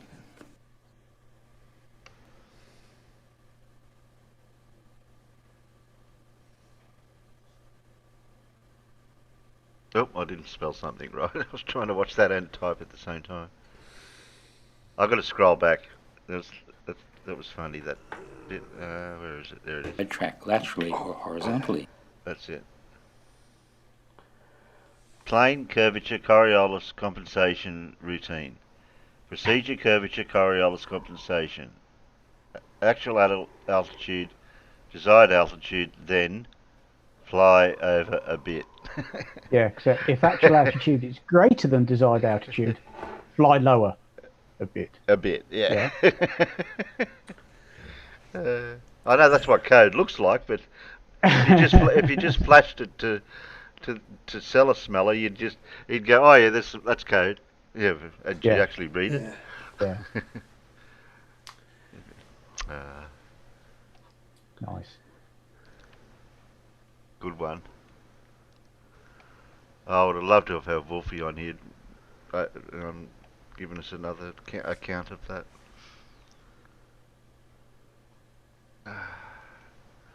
Okay, I'll duck back over to... Oh, he's moved his dots. What's going on here?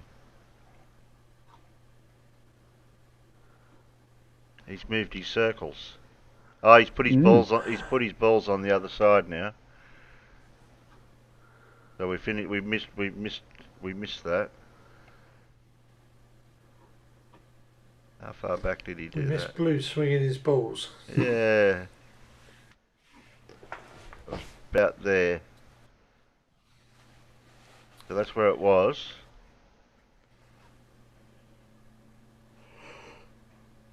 And then he comes in. He should be coming in a sec to swap it.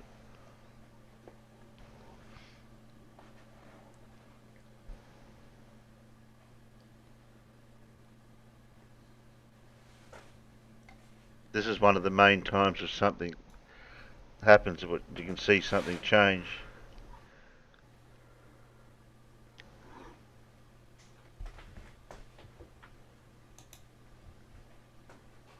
Did I miss it?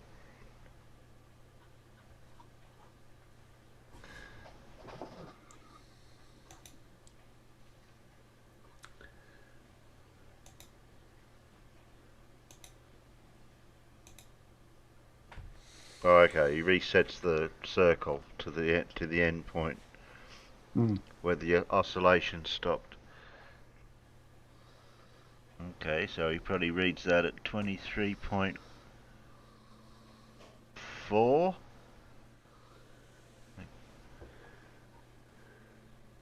That swings him around. Careful, don't knock him. It's that last bit, just getting it into position. Yeah.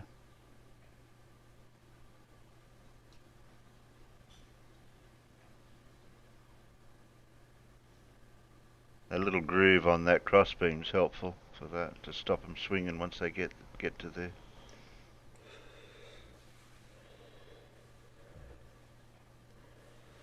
Oh, moving already. Yeah, well, you get a big change in the amplitude of the oscillation, don't you? Yeah. Okay, we'll go back to live. Okay, so it's going all the way over that way now. So we'll get the extent of it going in the other direction for the red one is, and then it'll come back and have to reposition the yellow one. So we'll come back to that.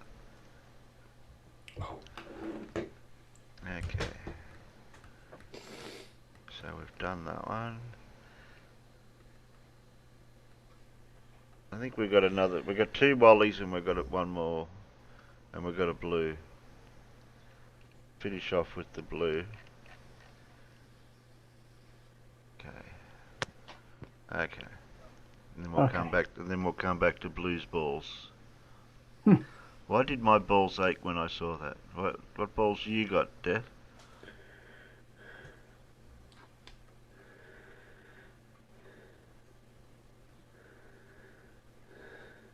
Flat earthers don't pay when they lose a wager. Wallace from the 19th century found out the hard way. That's to do with those 2 people, Wallace and Rowbotham. That's him. I couldn't think of his name off the top of my head then.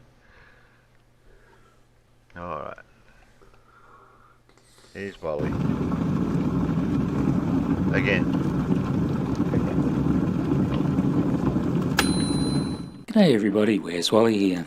Yeah, well, Adam, yeah. He's really taken this space tourism thing hard, isn't he? I think he is showing some actual intelligence, however, and he's realising that his boyhood fantasy is all about to be well and truly busted. But not just once by New Shepard, but every time New Shepard flies.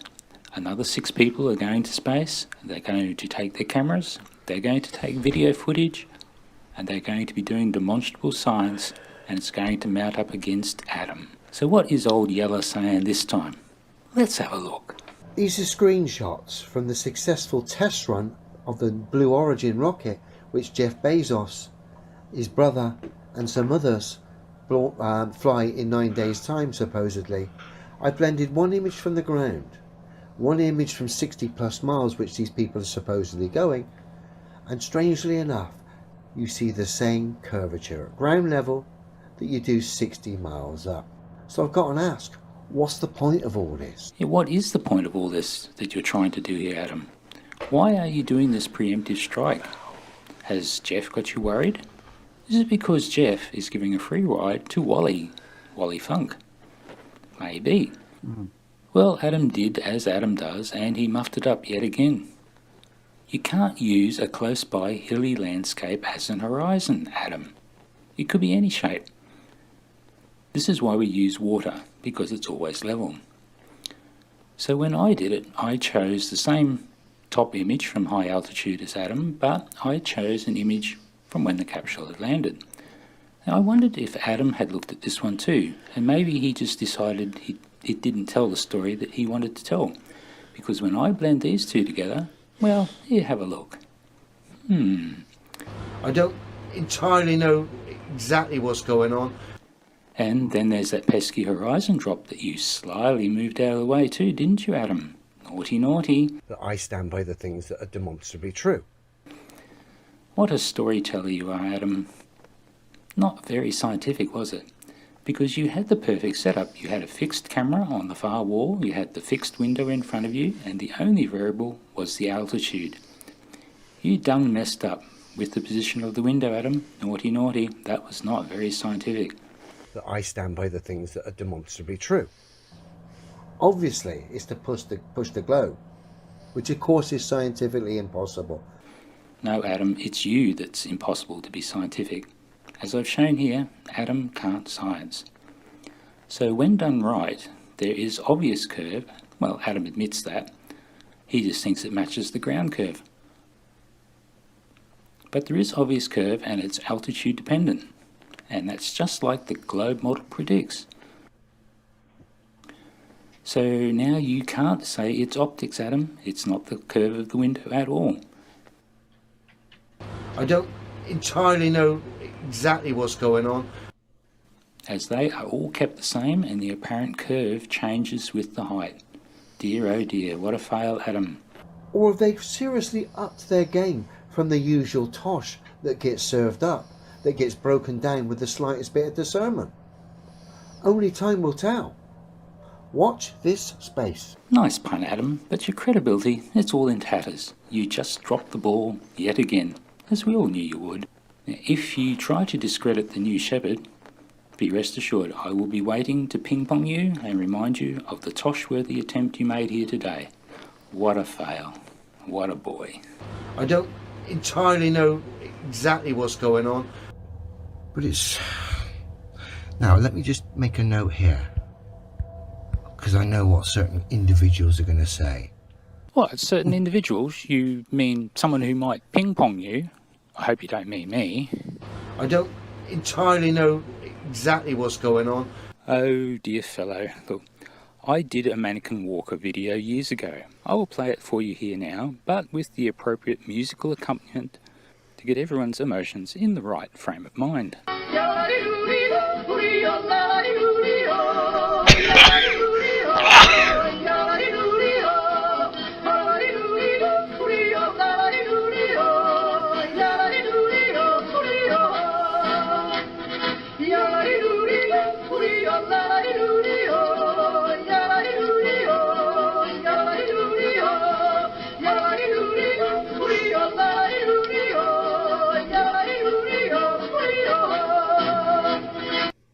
Okay, Adam, so what you didn't do, and what I did do, was take multiple screenshots.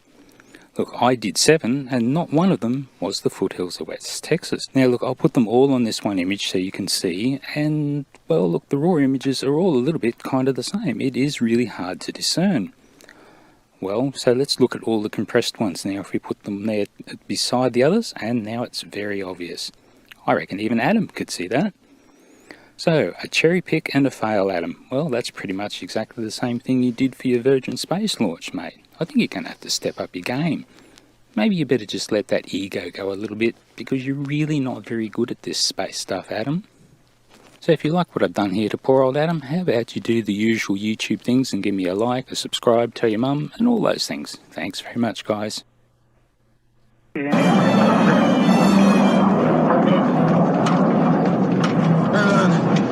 Automatic Bravo 7, counterclockwise 1. Automatic pilot. There it is.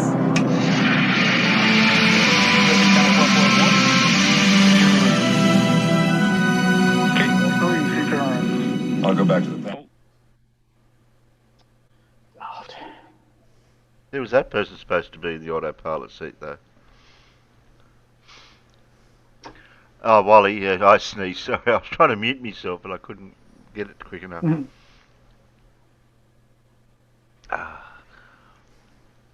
Yeah, Wally, that would have been cool if we'd have had Wolfie on here for that. For the other one, anyway. I don't know, I got the sniffles for some reason. Yeah. Okay. Stop share. Back to blue again.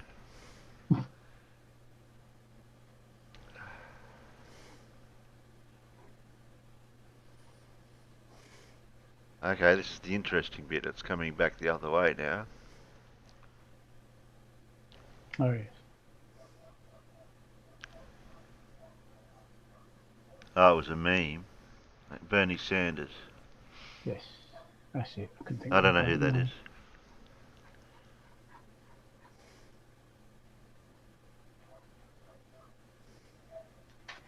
So in theory, that red laser, the laser shouldn't reach the red yellow circle because that was the oscillation from the other, going the other way.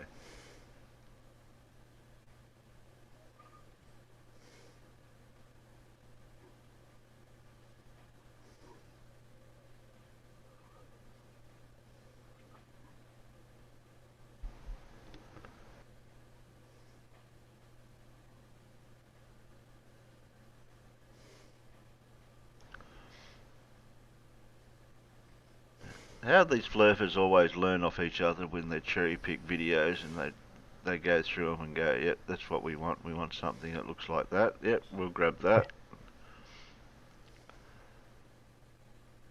They must realise when they do it that somebody's going to contradict it. I'm not entirely sure they care. Yeah.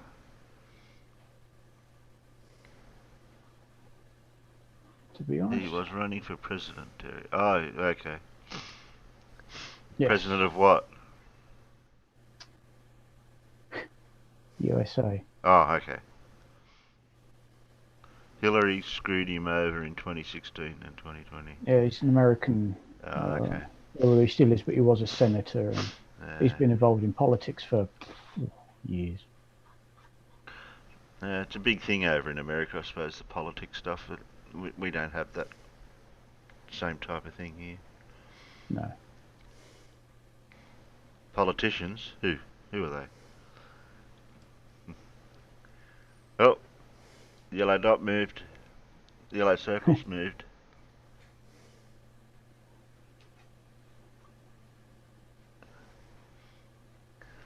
Okay.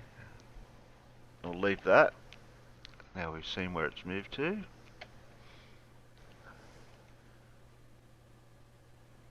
Alright.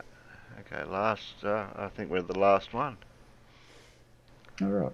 I have to tell Blue that we're doing his video. He can't hear us on the... He might have our stream playing separately if he hears it. So we're playing his now.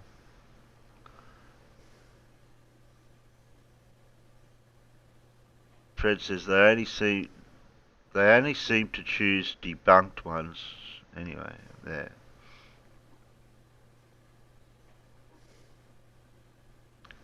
It moved. Exciting shit.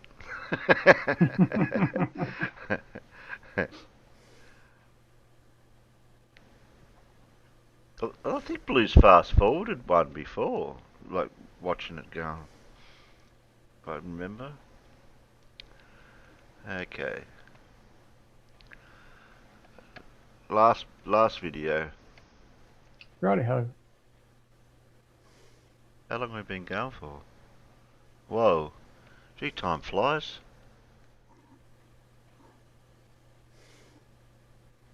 Trying to get everything done. Okay. Got all that. Got sound. Let's play. Go for it.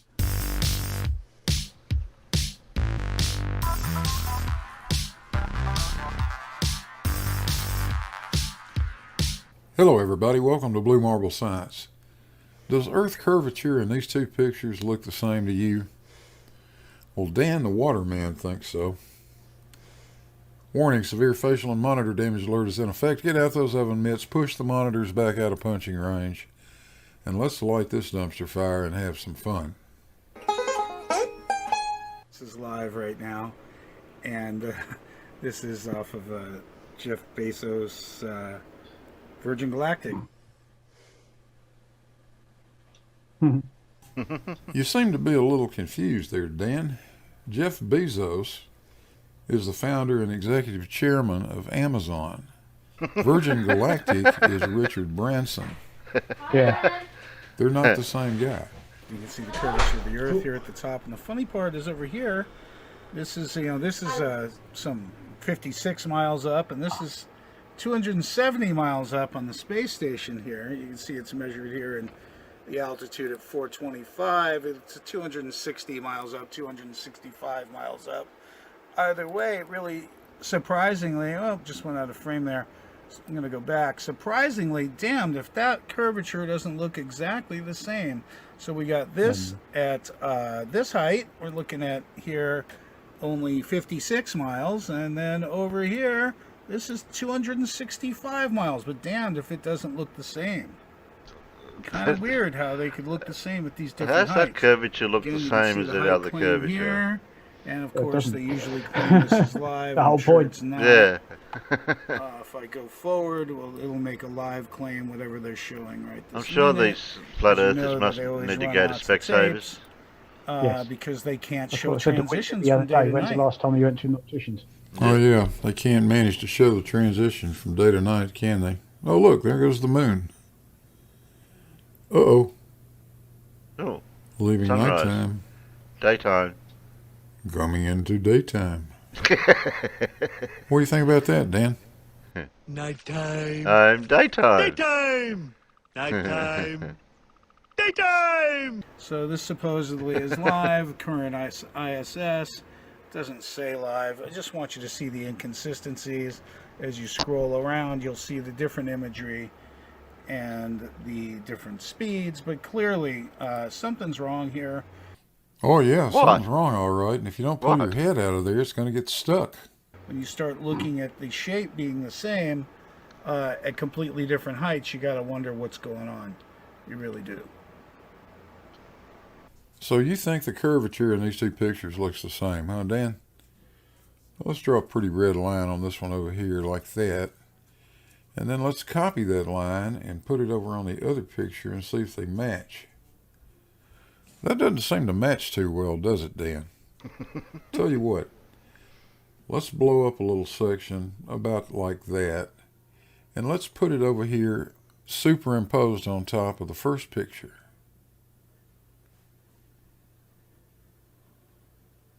Wow, that's a lot of difference, Dan.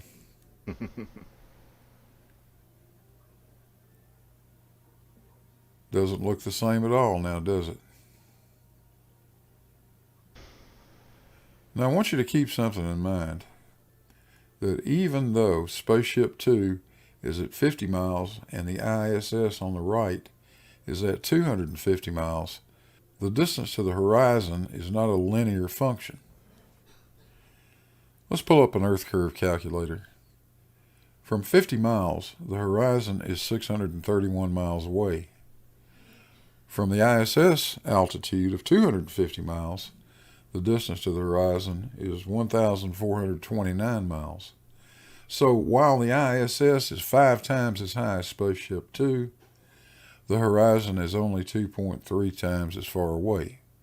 And that would seem to match pretty well with the pictures we just looked at. But while we're on the topic, let me leave you with this thought.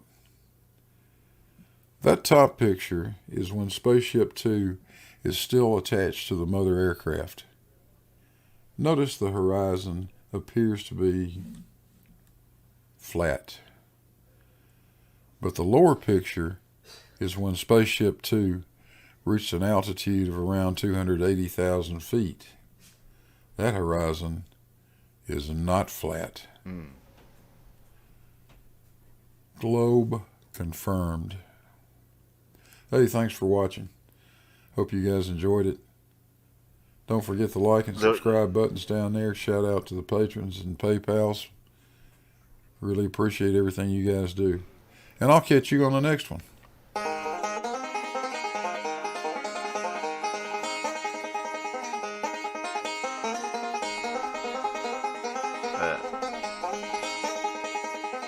I didn't see that person doing that one. I must have missed that one.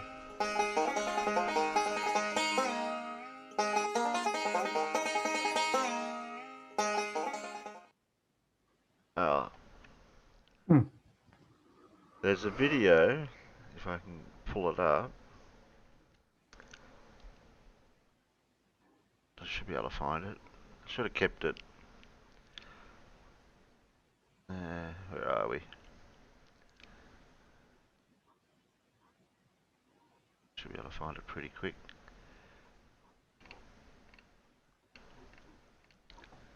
Only watched it the other day.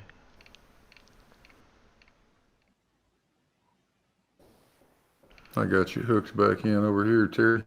Oh. I was just looking for the actual video. I don't know if it's the live one or that one. It might have been that one. Yep, that one there. I'm just showing the video to the Virgin Galactic. I think it's this one. There's that image there.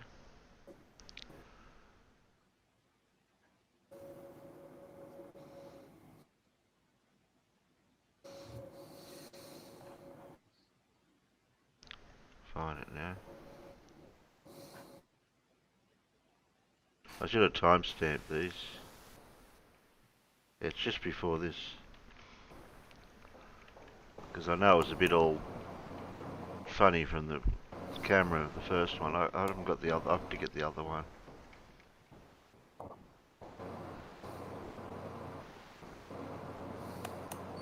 Might have been back here.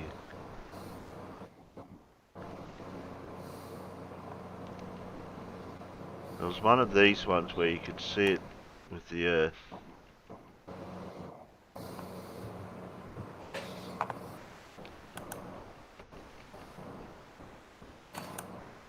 Yeah, we just watched you moved your balls and the circles, and then you moved your circle over to the laser. We just watched that.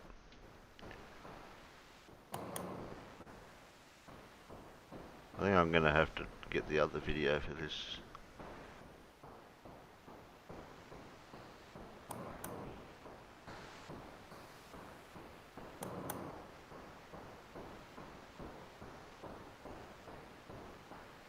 Oh, that one's got... That's when it released.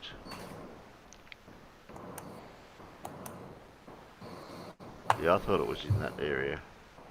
I played with this the other day and I took some screenshots. I should have kept them.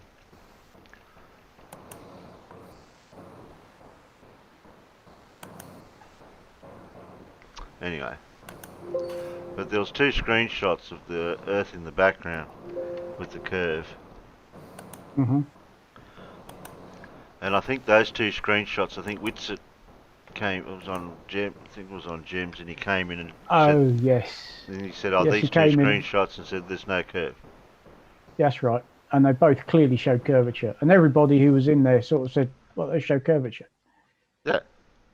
And then he went off on one, calling us all idiots because he couldn't see any curvature.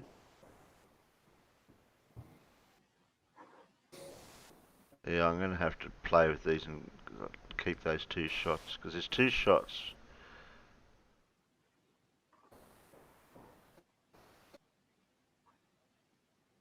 It might not be the right video. Anyway. No, because the 2 shots he showed wasn't from that launch from the other weekend. It was from one of the earlier test ones. Oh, okay. And it still showed Yes. curvature. Oh, yes. Of course it did.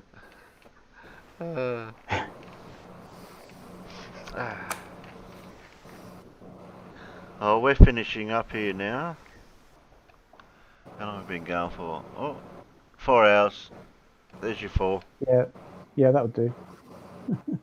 There's your 4 hours. Get out of there. There's Blue's laser. So we'll finish off on Blue's laser. There, I'll leave that. There we go. Finish that off. Oh, thanks everyone for tonight. Thanks Alan. Thanks Joseph Banks. Thanks Farmer. Thanks John. No worries. And Matt's already gone, so I'll see Matt next time. Who'd we have out there? Death, Dora, Carl, Fred, Wally, Surf, Demon Orb, a new one, Eric, Miro, John, oh, I think I said John, Dart, did I say Death? Carl, gotta scroll it, because I know there was other people, but they're further back and I might not be able to quite get that far. They might be too far back up in the chat. Demon Orb. Oh, Spooky. Spooky was yeah, Spooky earlier back there. there. Dave. They can't say Dave wasn't here, he was. Dave was here. Elmigs. And Thurston. Yeah, I can't go any further. So if you're still out there and I missed your name, it's your last chance to throw in. Oh, Stevie B. There we go. I'll just type me goodbyes out there. There we are.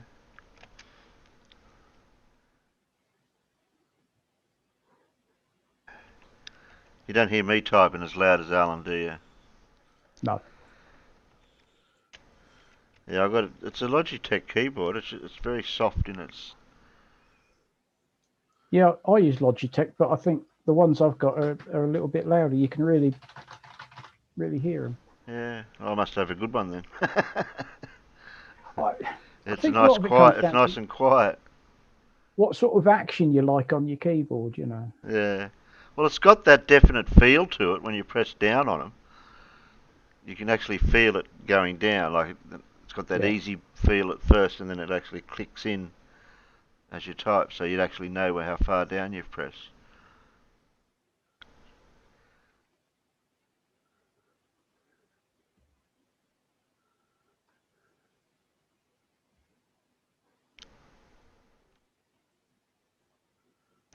And it's as old as the computer too. So I've had it for a while. Mm. And the mouse is mucking up on the wire where it goes into the end. I think it's deteriorated over time. I've got a brand new mouse sitting up there. I have to plug that one in. I always use the same Logitech wireless mouse. I've got one up here, one downstairs for the laptop, and one at work, and they're all exactly the same mouse. Yeah. I ended up getting one with a cord. I'm not sure about the wireless ones. I've got a spare emergency auxiliary backup one that's got a cord.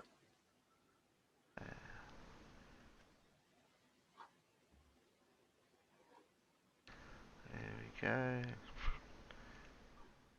Put that in, press enter. There we go. Surf said my keyboard is really old. Depends on your typing technique, yeah. Alright then. Oh, good night, panel. Good night, Peanuts.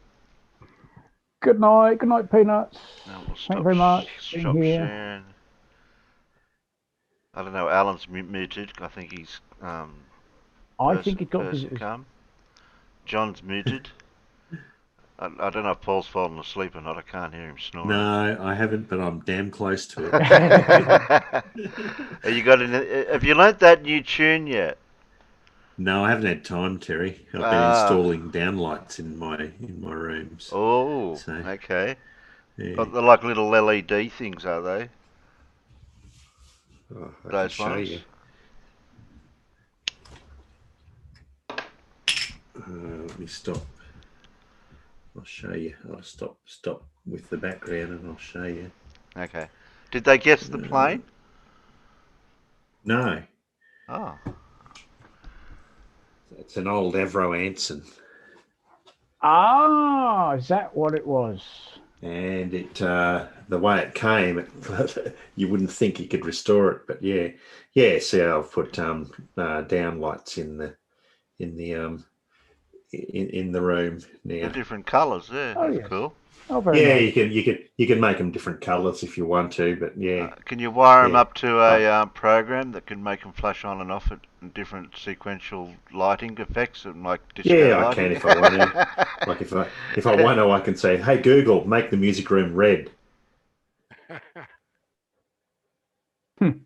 No. Oh, there it goes. There it goes. It's all red. No, say, hey Google, disco. No. Go from red to blue to whatever colours and all flash. Yeah. Hey Google, turn the music room off. Sure, turning 6 things off. And then it does. It turns everything off. You can have a conversation with your Google. I can. How cool. All right then, guys. We're out of here. Righto. See ya. Later, guys. Later. Yep. Good night, Paul. Good night. Good night, John boy.